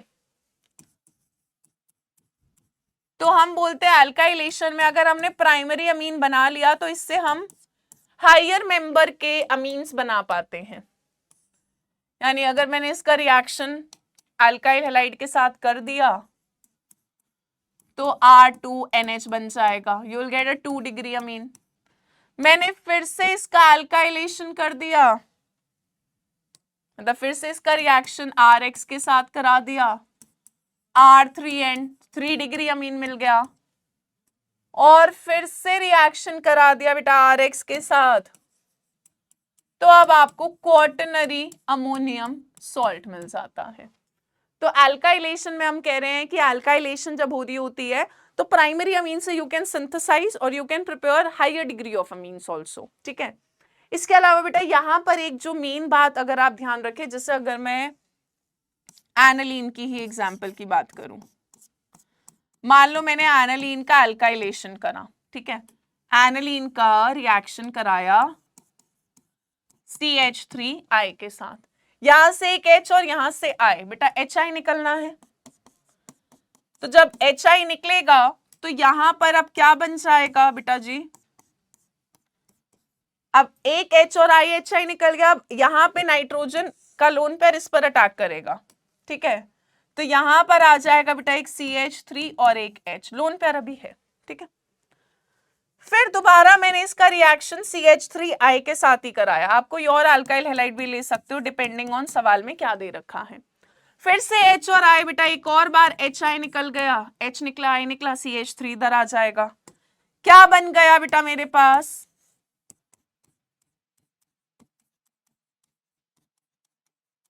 ये बन गया, ठीक है। सो ये प्राइमरी था पहले से एनालीन, नाइट्रोजन 2 कार्बन हैं, 2 डिग्री, सब नाइट्रोजन 3 कार्बन से जुड़ा है, टर्जरी बन गया। और अगर मैंने इसका रिएक्शन एक बार और अल्काइल हैलाइड के साथ करा दिया, मिथाइल क्लोराइड के साथ करा दिया बेटा मैंने, तो यहां पर N कितने मिथाइल ग्रुप के साथ जुड़ जाएगा बेटा, 3, 1 2, एक और आ गया, नाइट्रोजन पे बेटा प्लस आ जाएगा और I माइनस आ जाएगा, ठीक है। अब यहां पर हम कहते हैं कि क्योंकि स्ट्रॉन्ग एसिड, अब यहां पर एसिड प्रोड्यूस हो रहा होता है, तो इसको न्यूट्रलाइज करने के लिए, ठीक है, to neutralise this reaction is carried out in presence of strong base। तो यहां पर क्या हो रहा होता है बेटा, अच्छा खासा एसिड जनरेट हो रहा है, चाहे कोई बहुत वीक एसिड नहीं है, ठीक ठाक एसिड है। तो यहां पर क्योंकि एसिड बन रहा होता है, अब ये एसिड मेरा रिएक्शन में इंटरफेयर कर सकता है अगर मैंने इसको खत्म नहीं करा, न्यूट्रलाइज नहीं करा। क्योंकि अगर मैंने HI को न्यूट्रलाइज नहीं कराना तो ये क्या करेगा, इसका जो H+ है वो इस लोन पेयर के साथ रिएक्ट करके बैठ जाएगा। तो हम बोलते हैं कि यहां पर न्यूट्रलाइजेशन इंपॉर्टेंट है, ठीक है। चलिए नेक्स्ट अगर हम बात करें बेटा एसाइलेशन, तो एसाइलेशन में हम क्या करते हैं, एसाइल हैलाइड्स के साथ रिएक्ट कराते हैं या एसिड एनहाइड्राइड के साथ रिएक्ट कराते हैं। फिर से कुछ नहीं है यार, यहां से एक H और एक यहां से Cl निकालना है। सो पहले वाले में यहां से Cl यहां से H निकलेगा तो बेटा मिल जाएगा आपको RNH C double bond O CH3, साथ में बन रहा है बेटा HCl।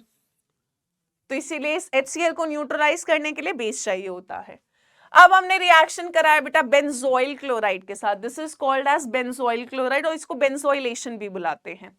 फिर से यहां से H यहां से Cl निकला, RNH C double bond O C6H5, बेटा अमाइड बन रहा है, अमाइड है ना, amide, this is an amide linkage, amide बन रहा है, और HCl, ठीक है। नेक्स्ट वाले में बेटा मैंने लिया है एसिटिक एनहाइड्राइड। सो यहां पर देखें इस तरह से ये एसिटिक एनहाइड्राइड होगा,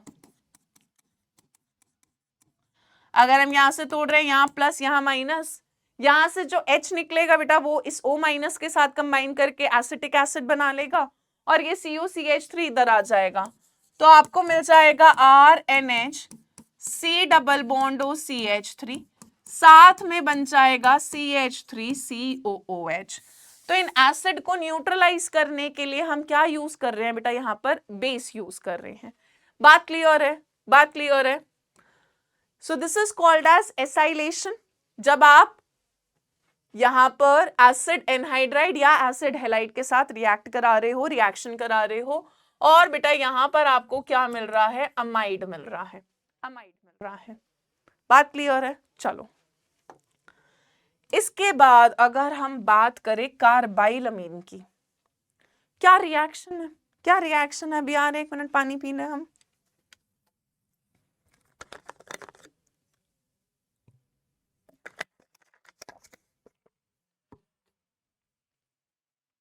चलो सो यहां पर हम बोलते हैं बेटा अगर हमने कार्बाइल अमीन में हम क्या करते हैं, जब हम प्राइमरी अमीन की रिएक्शन कराते हैं या प्राइमरी अमीन को हीट करते हैं क्लोरोफॉर्म की प्रेजेंस में एंड KOH की प्रेजेंस में हीट करते हैं, तो बेटा जो अमीन होता है इट कन्वर्ट्स इनटू आइसोसाइनाइड, ठीक है। हमें आइसोसाइनाइड या फिर कार्बाइलमीन मिलता है। ठीक है,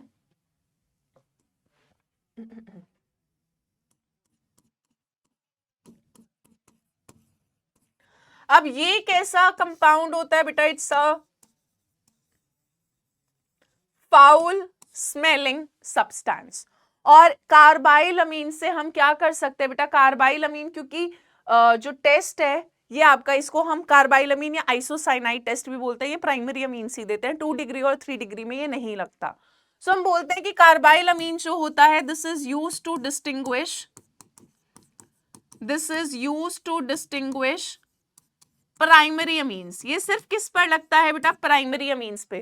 तो अगर आपके पास प्राइमरी अमीन हुआ या आपको कहीं पे प्राइमरी अमीन आइडेंटिफाई करना है, आप अगर प्राइमरी अमीन को क्लोरोफॉर्म और इथेनॉलिक KOH के साथ हीट करोगे तो वहां पे आपका ये आइसोसाइनाइड या कार्बाइलमीन बन जाता है, और आपको टेस्ट ट्यूब से पंजेंट, एक फाउल स्मेलिंग गैस, मतलब फाउल स्मेलिंग सब्सटेंस बनता है, और वो स्मेल से पता लग जाता है कि इस टेस्ट ट्यूब के अंदर प्राइमरी अमीन था। ठीक है, यहां तक बात क्लियर है? बैलेंस मैंने रिएक्शन को करा नहीं है, आप कर सकते हो, ट्राई कर लो, करना है तो बैलेंस बोलोगे तो कर लेंगे। क्लोरीन को बैलेंस करने के लिए यहां आ जाएगा 3, इथेनॉलिक या अल्कोहलिक KOH लिख सकते हैं, हाइड्रोजन है 2 3 4,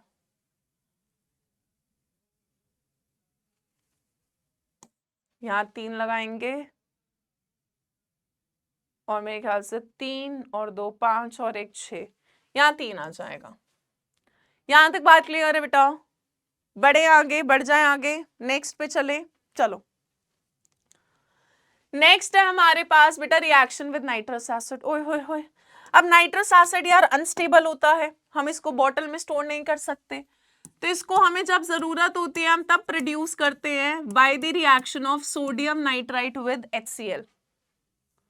सो NaNO2 जब HCl के साथ रिएक्ट करता है तो बेटा हमें मिलता है NaCl, और साथ में बनता है HNO2, और this is called as your nitrous acid. ये रिएक्शन में In-C2 प्रोड्यूस करा जाता है। In-C2 का मतलब है जिस टाइम पे रिएक्शन कराते हैं उसी दौरान पे प्रोड्यूस करते हैं। ठीक है, सो In-C2 जनरेट होता है, अनस्टेबल होता है, नाइट्रस एसिड को हम ऐसे भी लिख देते हैं या फिर ऐसे होनो। ठीक है, अब अगर तो बेटा हम इसका रिएक्शन किसी प्राइमरी एलिफैटिक अमीन जैसे कि RNH2, इसका रिएक्शन मैंने कराया, NaNO2 प्लस HCl लिख सकते हो, या मैं सीधा नाइट्रस एसिड ही लिख देती हूं। ठीक है, सो नाइट्रस एसिड के साथ जब मैंने रिएक्शन कराया, ये आपका कौन सा अमीन है बेटा? प्राइमरी एलिफैटिक अमीन। ठीक है, यहाँ पे या तो नाइट्रस एसिड लिखा हो सकता है बेटा, या फिर ऐसे लिखा हो सकता है NaNO2 प्लस HCl, क्योंकि जनरेट वहीं पर हो रहा होता है। तो यहां पर बेटा आपको मिलता है RN2 प्लस Cl माइनस। ठीक है, डाइजोनियम सॉल्ट मिलता है, बट ये जो डाइजोनियम सॉल्ट होता है ये बड़ा ही अनस्टेबल होता है। एलिफैटिक अमीन का जो डाइजोनियम बनता है ये हाईली अनस्टेबल होता है, तो ये क्या करता है? बहुत तेजी से हाइड्रोलाइज हो जाता है, और बेटा आपको बनाकर दे देता है अल्कोहल। यहां पर क्या बन जाता है बेटा? अल्कोहल, साथ में N2 गैस निकल जाती है, और साथ में HCl।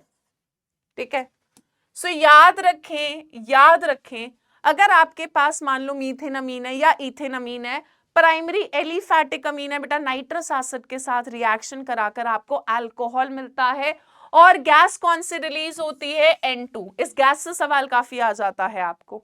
ठीक है, और अगर तो हम बात करें एरोमेटिक अमीन्स की, जैसे कि एनालीन,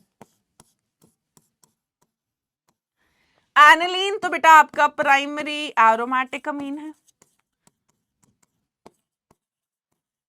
इसका जब हम रिएक्शन कराएंगे नाइट्रस एसिड के साथ, या तो HNO2 लिखा हो सकता है, या फिर बेटा रिएक्शन कंडीशन में लिखा होगा इस तरह से NaNO2 प्लस HCl 0 से 5 डिग्री सेल्सियस। तो यहां पर बेटा जी बन जाता है आपका benzene diazonium chloride. Benzene diazonium chloride, ठीक है। बाकी साइड प्रोडक्ट है वो मेरे लिए इतना मैटर नहीं कर रहे हैं। ये फिर भी बेटा आपका स्टेबल होता है, इससे फिर हम फर्दर कंपाउंड्स बनाते हैं, ठीक है। This is stable at cold temperature. तो यहाँ पर इसीलिए आइस बाथ में ये रिएक्शन कराया जाता है। सो याद रखें यहाँ पर जो सवाल आता है वो दोनों से ही आ जाता है कि प्राइमरी एलिफैटिक अमीन का नाइट्रस एसिड से रिएक्शन कराते हैं तो क्या बनता है, और एरोमेटिक का कराते हैं तो क्या बनता है। चलिए नेक्स्ट अगर हम बात करें बेटा reaction with aryl sulfonyl chloride, यानी कि इस रिएक्शन को हम एक और नाम से जानते हैं, this is called as your Hinsberg's test. क्या बुलाते हैं बेटा? Hinsberg's test.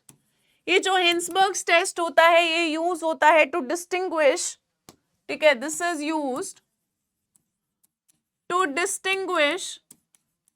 अब कार्बाइल अमीन से आप खाली प्राइमरी अमीन डिस्टिंग्विश कर पा रहे थे, ये मेथड या ये टेस्ट आपको मदद करता है to distinguish all the three amines, primary secondary and tertiary amines. So अगर मैं बात करूं हिंसबर्ग्स रिएजेंट क्या होता है,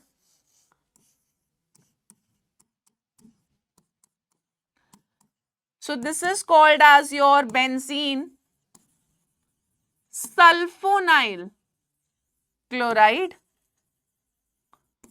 और इसको क्या बुलाते हैं हम बेटा? अपना हिंसबर्ग्स रिएजेंट।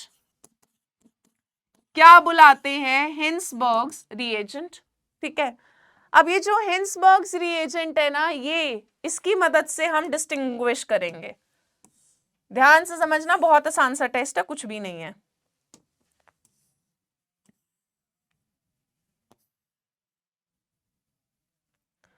सो यहां पर जब हम हिंसबर्ग्स मतलब रिएजेंट का रिएक्शन कराते हैं प्राइमरी अमीन के साथ, एक बार ले लिया बेटा मैंने 2 डिग्री अमीन और एक बार ले लिया मैंने 3 डिग्री अमीन, ठीक है। प्राइमरी 2 डिग्री और 3 डिग्री। प्राइमरी अमीन में 2 हाइड्रोजन है तो एक H और एक HCl निकल जाता है, और बेटा आपको यहां पे मिल जाएगा S double bond O double bond O, एक Cl और H निकल गया तो यहां पर क्या बन गया बेटा? NHR, ठीक है। 2 डिग्री अमीन में भी बेटा यहाँ पर एक H और एक Cl है तो 2 डिग्री अमीन भी हिंसबर्ग्स रिएजेंट के साथ रिएक्ट कर लेता है। S double bond O double bond O, एक Cl एक H निकल गया, N इधर आया और 2 R के साथ, ठीक है। टर्शरी अमीन में बेटा क्योंकि कोई हाइड्रोजन ही नहीं प्रेजेंट है नाइट्रोजन पे, तो ये तो हिंसबर्ग्स के साथ रिएक्शन ही नहीं करता। प्राइमरी और सेकेंडरी करते हैं। अब यहाँ पर एक इनसोल्यूबल सॉलिड बन जाता है ये दोनों। अब इनको फर्दर डिस्टिंग्विश कैसे करते हैं बेटा? यहाँ पर हम डालते हैं KOH। क्या डालते हैं बेटा? KOH, alkali.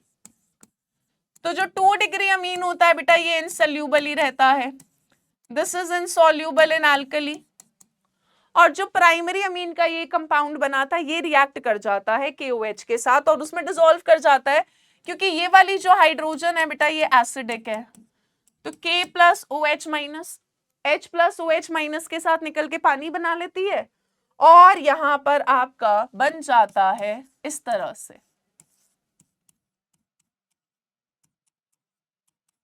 NR माइनस इधर K प्लस, ठीक है। ये जो कंपाउंड बना बेटा this is soluble in KOH और आई कैन से अल्कली। तो हम बोलते हैं कि प्राइमरी अमीन और सेकेंडरी दोनों हिंसबर्ग के साथ रिएक्ट करते हैं, इनसोल्यूबल सॉलिड बनता है। जहां प्राइमरी अमीन होगा जब मैं KOH डालूंगी वो जो इनसोल्यूबल सॉलिड है वो डिसॉल्व कर जाएगा, 2 डिग्री वाला डिसॉल्व नहीं कर पाता, और 3 डिग्री वाला तो रिएक्शन देता ही नहीं है, बस। नेक्स्ट अगर हम बात करें बेटा इलेक्ट्रोफिलिक सब्स्टिट्यूशन के, बहुत आसान है। इलेक्ट्रोफिलिक सब्स्टिट्यूशन में हम कहते हैं mainly we talk about aniline. तो बेटा एनिलीन बेंजीन रिंग को एक्टिवेट करता है क्योंकि यहां पर लोन पेयर रेजोनेंस में पार्टिसिपेट करता है। तो हम बोलते हैं कि एनालीन जो होता है this is highly activating, benzene ring को बहुत ज्यादा एक्टिवेट कर देता है towards electrophilic substitution reaction. So it is highly activating towards electrophilic substitution reaction, क्योंकि रिंग में काफी इलेक्ट्रॉन डेंसिटी आ जाती है, इलेक्ट्रोफाइल यहाँ के खुश होता है। और हम बोलते हैं बेटा एनालीन कैसा होता है, ऑर्थो पैरा डायरेक्टिंग होता है। और ये इतना एक्टिवेटिंग होता है ना कि हमें इसके रिएक्शन को कंट्रोल करना पड़ता है कि भाई तो रुक जा, बस कर दे यार, कितना रिएक्ट करेगा। सो यहाँ पर अगर हम देखें electrophilic substitution, first I will talk about bromination. बेटा क्योंकि एनालीन इतना एक्टिवेटिंग है कि ये बेचारा जब ब्रोमीन वाटर इसको मिलता है ये अपनी ऑर्थो पैरा सारी पोजीशन सब्स्टिट्यूट करा लेता है। यानी ये हो गया NH2, इसके ऑर्थो पर, इसके पैरा पर और इसके ऑर्थो पर Br लग जाता है, यानी 2,4,6 ट्राई ब्रोमो एनालीन बन जाता है। पर अगर मान लो मैं चाहती हूँ मोनो सब्स्टिट्यूटेड प्रोडक्ट मिले, आई डोंट वांट कि भाई मेरे को ट्राई सब्स्टिट्यूटेड प्रोडक्ट मिले, मुझे नहीं चाहिए, कैसे बनाऊं, परेशानी खड़ी हो गई है यार। तो बेटा हम यहां पर क्या करते हैं, इसकी एक्टिवेटिंग पावर को थोड़ा कम करते हैं कि भाई बस कर दे, हम चाहते हैं कि ऑर्थो या पैरा पे ही बी आ रहा है, तीनों जगह पर ना आए। तो हम क्या करते हैं, इसकी प्रोटेक्शन कैरी आउट करते हैं बेटा एनालीन की। इसकी रिएक्शन किसके साथ कराते हैं, एसिडिक एनहाइड्राइड के साथ, एसिटिक एनहाइड्राइड के साथ। तो ये बना लेता है बेटा NHCOCH3, एसाइलेशन करा दिया है, ठीक है। This is called as your acetanilide, ठीक है, एसिटानालाइड, ठीक है। सो यहां पर बेटा जो COCH3 है, HCH3COOH के साथ एसिटिक एसिड निकल जाता है, पिरिडीन उसको न्यूट्रलाइज कर रहा होता है। NHCOCH3 अब प्रोटेक्शन करने से इस ग्रुप की एक्टिवेटिंग पावर थोड़ी कम हो जाती है, क्योंकि इसका लोन पेयर बेटा यहां पर देखो ये NHC डबल बॉन्ड CH3 था। अब इसका लोन पेयर ना यहां पे भी रेजोनेंस में बिजी हो जाता है, क्योंकि पहले क्या था, ये इलेक्ट्रॉन डेंसिटी सिर्फ किसको दे रहा था, रिंग को दे रहा था। पर अब इसका लोन पेयर रेजोनेंस में इधर भी पार्टिसिपेट कर पाता है, तो रिंग में कम इलेक्ट्रॉन डेंसिटी देता है। प्लस ये वाला जो ग्रुप होता है ये कैसा होता है, इलेक्ट्रॉन विड्रॉइंग ग्रुप होता है, तो थोड़ी इलेक्ट्रॉन डेंसिटी छीन भी लेता है। तो अब यहाँ पर जो एक्टिवेटिंग पावर होती है वो एनालीन की थोड़ी कम हो जाती है। अब हम इसका फिर ब्रोमिनेशन कर देते हैं। तो अब अगर मैं इसका रिएक्शन कराऊं, bromine in the presence of acetic acid, तो बेटा यहां पे आपको NHCOCH3 पैरा पोजिशन पे Br, ऑर्थो पे भी आएगा, but I am talking about the major product, ठीक है। और फिर इसका बेटा जब आपने हाइड्रोलिसिस कर दिया एसिडिक या बेसिक मीडियम में, तो आपको एनालीन का ग्रुप वापस मिल जाता है। तो यहां पर आ गया NH2 और पैरा पोजिशन पर आ गया Br, और ये आपका मेजर प्रोडक्ट हो गया मोनो सब्स्टिट्यूशन में, ठीक है। ये कहानी हमें करनी पड़ती है इसके साथ। अब अगर हम इसकी नाइट्रेशन करें ना, नाइट्रेशन तो भी एक अलग दुर्घटना होती है। नाइट्रेशन में ये बड़ा चालाक है ना, वेरी चालाक ब्रो, वेरी चालाक। ये क्या करता है बेटा, जब इसकी हम नाइट्रेशन कराते हैं तो हमें नाइट्रो ग्रुप पैरा पे मिलता है, ठीक है, यानी पैरा नाइट्रो एनालीन। इसके अलावा हमें मिलता है मेटा नाइट्रो एनालीन और साथ में मिलता है ऑर्थो नाइट्रो एनालीन। अब भाई परेशानी, क्या परेशानी कि यार पैरा वाला मेजर, पैरा पे नाइट्रो आए, समझ आए कि भाई ये ऑर्थो पैरा डायरेक्टिंग है। मेटा वाला आइसोमर बेटा 47% बनता है, और ये तो मात्र 2% होता है ऑर्थो वाला। पैरा वाला मेजर है पर कोई बहुत मेजर नहीं है, 51%। आई विल नॉट कॉल कि भाई बहुत जीत गया ये। तो यहां पर सवाल आता है कि मेटा वाला आइसोमर क्यों बन रहा है, ये तो मेटा डायरेक्टिंग था नहीं। तो मेटा वाला 47% में कैसे बन गया? तो होता क्या है बेटा, होता क्या है, क्योंकि नाइट्रेशन जब हो रही होती है, नाइट्रेशन जब हो रही होती है स्ट्रॉन्ग एसिडिक कंडीशन होती है, तो ये H+ की प्रेजेंस में हमें क्या दे देता है, एनालिनियम आयन। इसका लोन पेयर प्रोटोनेट हो जाता है और ये क्या दे देता है, एनालिनियम आयन। और ये जो एनालिनियम आयन होता है ये कैसा होता है बेटा जी, मेटा डायरेक्टिंग। जिसकी अब देखो ब्रोमिनेशन में ऐसा कोई एसिडिक कंडीशन नहीं थी, पर नाइट्रेशन में तो nitric acid is a strong acid, sulphuric acid is a strong acid, आपको काफी स्ट्रॉन्ग एसिडिक कंडीशन मिल रही होती है, जिसकी वजह से यहां पर एनालिनियम आयन बन जाता है जो मेटा डायरेक्टिंग होता है, और इसीलिए तुमको मेटा वाला भर भर के मिलता है। मैं नहीं चाहती मेटा वाला बने, मुझे तो पैरा वाला ही मेजर चाहिए। अब क्या करूं, फिर से सेम कहानी कर दो, ग्रुप को प्रोटेक्ट कर दो, उसकी प्रोटेक्टिंग मतलब उसकी एक्टिवेटिंग पावर को कम करेंगे। फिर से बेटा इसकी हमने एसाइलेशन करी, NHCOCH3 बना दिया, ठीक है। उसके बाद इसकी हमने नाइट्रेशन कर दी, ठीक है, हमने नाइट्रेशन कर दी।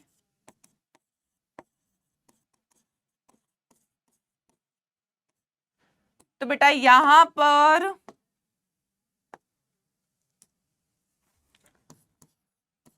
नाइट्रो ग्रुप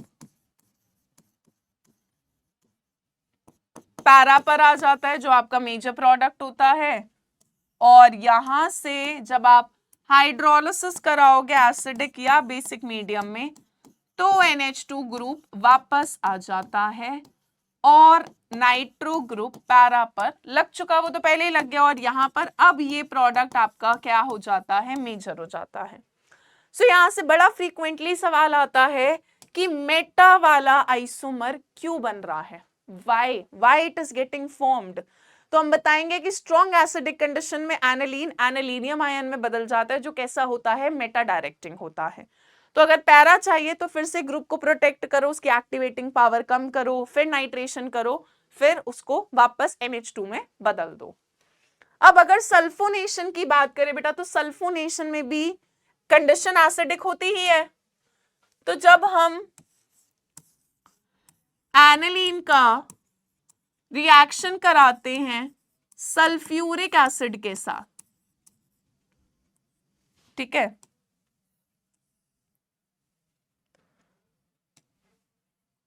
तो बेटा जी यहां पर NH3+ HSO4- एनालिनियम हाइड्रोजन सल्फेट बन जाता है।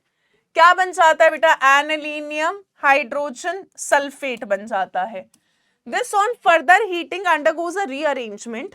तो यहां पर ये रीअरेंज होकर आपको कुछ ऐसा दे देता है, NH2, ठीक है, NH2, और यहां पर आ जाता है बेटा SO3H, ठीक है, ये सल्फोनिक वाला ग्रुप आ जाता है, और इस कंपाउंड को बुलाते हैं सल्फेनिलिक एसिड। अभी जो सल्फेनिलिक एसिड होता है बेटा ये इंटर कन्वर्ट करता रहता है, इंटर कन्वर्ट करता रहता है इनटू, यहां से अब यहां ये बेसिक ग्रुप है, ये एसिडिक ग्रुप है, तो बेटा ये इंटर कन्वर्ट करता रहता है इनटू NH3+ और इधर SO3-। इस आयन को बुलाते हैं बेटा ज्विटर आयन। क्या बुलाते हैं, ज्विटर आयन। की कंपाउंड के अंदर दोनों चार्जेस है, पॉजिटिव भी और नेगेटिव भी। ओवरऑल कंपाउंड न्यूट्रल है चार्ज में, पर चार्ज डाइपोलर आयन है, दो पोल्स हो गए, एक नेगेटिव पोल एक पॉजिटिव पोल, ठीक है। तो हम बोलते हैं सल्फेनिलिक एसिड इंटर कन्वर्ट होता रहता है अपने ज्विटर आयन में। बात क्लियर है, चलो नेक्स्ट अगर हम बात करें बेटा डाइजोनियम सॉल्ट्स की, तो डाइजोनियम की हम प्रिपरेशन पहले ही कर चुके हैं। बेंजीन डाइजोनियम तुमको सिखा दिया, एनालीन से बनता है, एनालीन का NaNO2 + HCl will give you benzene diazonium chloride. अब बेटा ये रिएक्शन भी हम फर्स्ट चैप्टर में पढ़ चुके हैं। अगर हमने इसका reaction CuCl in the presence of HCl कराया, याद करो, याद करो भाई, क्या लग जाएगा बेटा, Cl और यहां से कौन सी गैस निकल जाएगी बेटा, N2। कौन सी गैस निकल जाएगी, N2। CuBr है तो बेटा यहाँ पे Br आ जाएगा और कौन सी गैस निकल जाएगी, N2। CuCN in the presence of KCN है तो यहाँ पर Cn आ जाता है और निकल जाती है N2 गैस।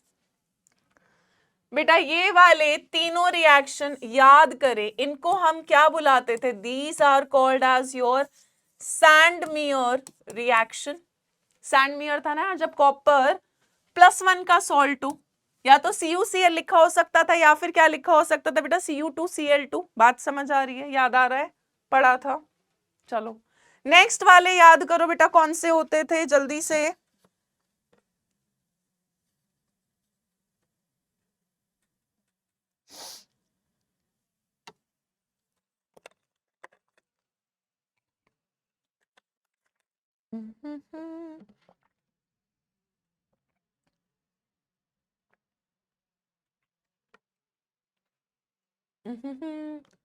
अगर बेटा कॉपर मेटल है, कॉपर मेटल की फॉर्म में है,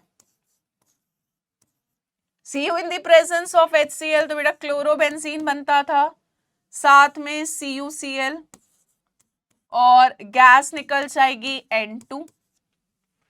और अगर copper metal in the presence of HBr होता था तो बेटा बनता था आपका ब्रोमोबेंजीन, जगह का अभाव होते हुए। ठीक है, ये Br इधर आ जाता था, N2 गैस निकल जाएगी और CuCl बन जाएगा। अब बेटा अगर रिएक्शन कॉपर मेटल की प्रेजेंस में होती है बच्चे, तो इस रिएक्शन को हम क्या बुलाते थे, गेटरमैन रिएक्शन। तो गेटरमैन कोच अलग थी, वो एडिहाइड कीटोन में पढ़ाई थी आपको, है ना, ये अलग है।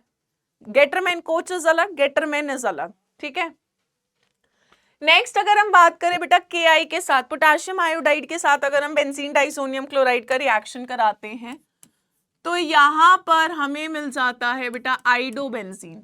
आइडोबेंजीन, बाकी N2 गैस निकल जाती है, साथ में KCl। ठीक है, अगर हम रिएक्शन कराते हैं HBF4 के साथ, बहुत इंपॉर्टेंट रिएक्शन है, नेम नहीं है पर नेम है, बट अभी फिलहाल तो यहां पर बनता है N2 प्लस BF4 माइनस। ठीक है, ये H प्लस Cl माइनस के साथ HCl की फॉर्म में निकल जाता है N2 प्लस BF4 माइनस। अब अगर तो बेटा हमने इसको हीट कर दिया तो यहां पर बन जाता है आपका फ्लोरोबेंजीन, साथ में N2 गैस और साथ में बनता है बेटा BF3। ठीक है, अब यहां पर ना ये एक और रिएक्शन पढ़ाऊंगी कि यहां तक उसमें भी यही होता है, बस फर्क थोड़ा सा आ जाएगा। तो यहां पर इस रिएक्शन को हम क्या बुलाते थे, this is called as your Balz Schiemann reaction. यहां तक जितना पढ़ाया है वो सारा बेटा आपको हैलोअरीन्स में पढ़ा रखा है, क्योंकि हैलोअरीन्स में भी हमने यहां तक फ्लोरोबेंजीन तक पढ़ा है। अब अगर आपने बेंजीन डाइसोनियम क्लोराइड का वार्म वाटर के साथ रिएक्शन करा दिया, हाइड्रोलिसिस करा दिया, तो बेटा जी यहां पर बन जाता है बहुत प्यारा कंपाउंड, यानी कि फिनॉल। क्या बन गया बेटा, फिनॉल, साथ में निकल गई आपकी N2 गैस, साथ में बन गया HCl। ठीक है, नेक्स्ट अगर हमने इसका रिएक्शन H3PO2 के साथ कराया, जो एक रिड्यूसिंग एजेंट की तरह काम करता है, तो ये बेटा बेंजीन डाइसोनियम क्लोराइड को रिड्यूस कर देता है बेंजीन में, खुद ऑक्सीडाइज हो जाता है H3PO3 में। खुद किस में ऑक्सीडाइज हो जाता है बेटा, H3PO3 में, बाकी N2 गैस और साथ में HCl। ठीक है, तो यहां पर आपको बेंजीन मिलता है। अगर हमने बेंजीन डाइसोनियम क्लोराइड का इथेनॉल के साथ रिएक्शन कराया बेटा, ये भी रिड्यूस कर देता है बेंजीन डाइसोनियम क्लोराइड को बेंजीन में, खुद ऑक्सीडाइज हो जाता है CH3CHO में, CH3CHO में, साथ में N2 गैस, साथ में HCl, ये साइड प्रोडक्ट्स हैं। ठीक है, तो अगर हमें डाइसोनियम ग्रुप को हटाना है ना बेटा, तो आप डाइसोनियम ग्रुप को हटाकर बेंजीन चाहते हो तो या तो H3PO2 के साथ रिएक्शन करा दो, या फिर इथेनॉल के साथ रिएक्शन करा दो। बात क्लियर है? बात क्लियर? एक बार देख लो, नोट कर लो, फिर आगे बढ़ेंगे।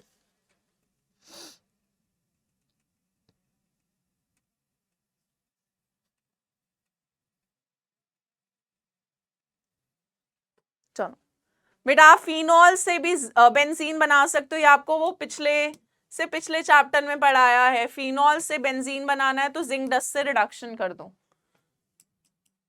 चलो नेक्स्ट नेक्स्ट नेक्स्ट नेक्स्ट पे बढ़े। यहां तक अगर लिख लिया या समझ लिया, सब एब्जॉर्ब कर लिया।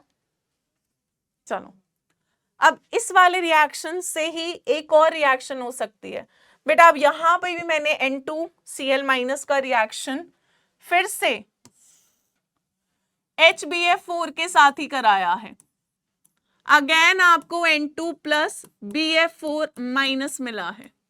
पर यहां पर अगर तो तुमने हीटिंग करी है, अगर तो तुमने बेटा हीटिंग करी है किसकी प्रेजेंस में, NaNO2 sodium nitrite and copper, और फिर हीट करा है ना, तो एक तो ये कोई नेम्ड रिएक्शन नहीं है। और यहां पर बेटा जी, यहां पर ग्रुप आ जाता है आपका नाइट्रो का। कौन सा ग्रुप आ जाता है बेटा? नाइट्रो का। यानी अगर मेरे को बेंजीन डाइसोनियम क्लोराइड से नाइट्रो बेंजीन चाहिए तो I can do this reaction. क्या मिल गया बेटा आपको? Nitro benzene. ठीक है, बाकी साइड प्रोडक्ट है। नेक्स्ट वाले रिएक्शन बेटा देखें, एक बार याद करने की कोशिश करें।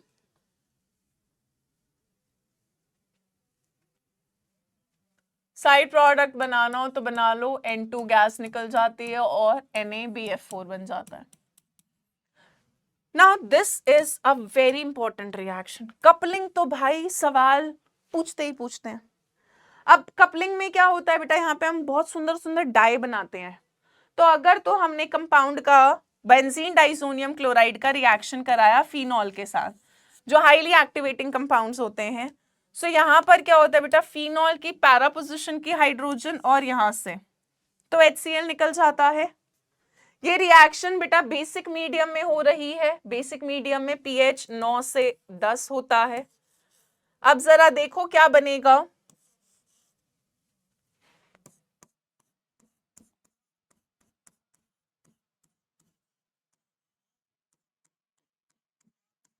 ये बन गया।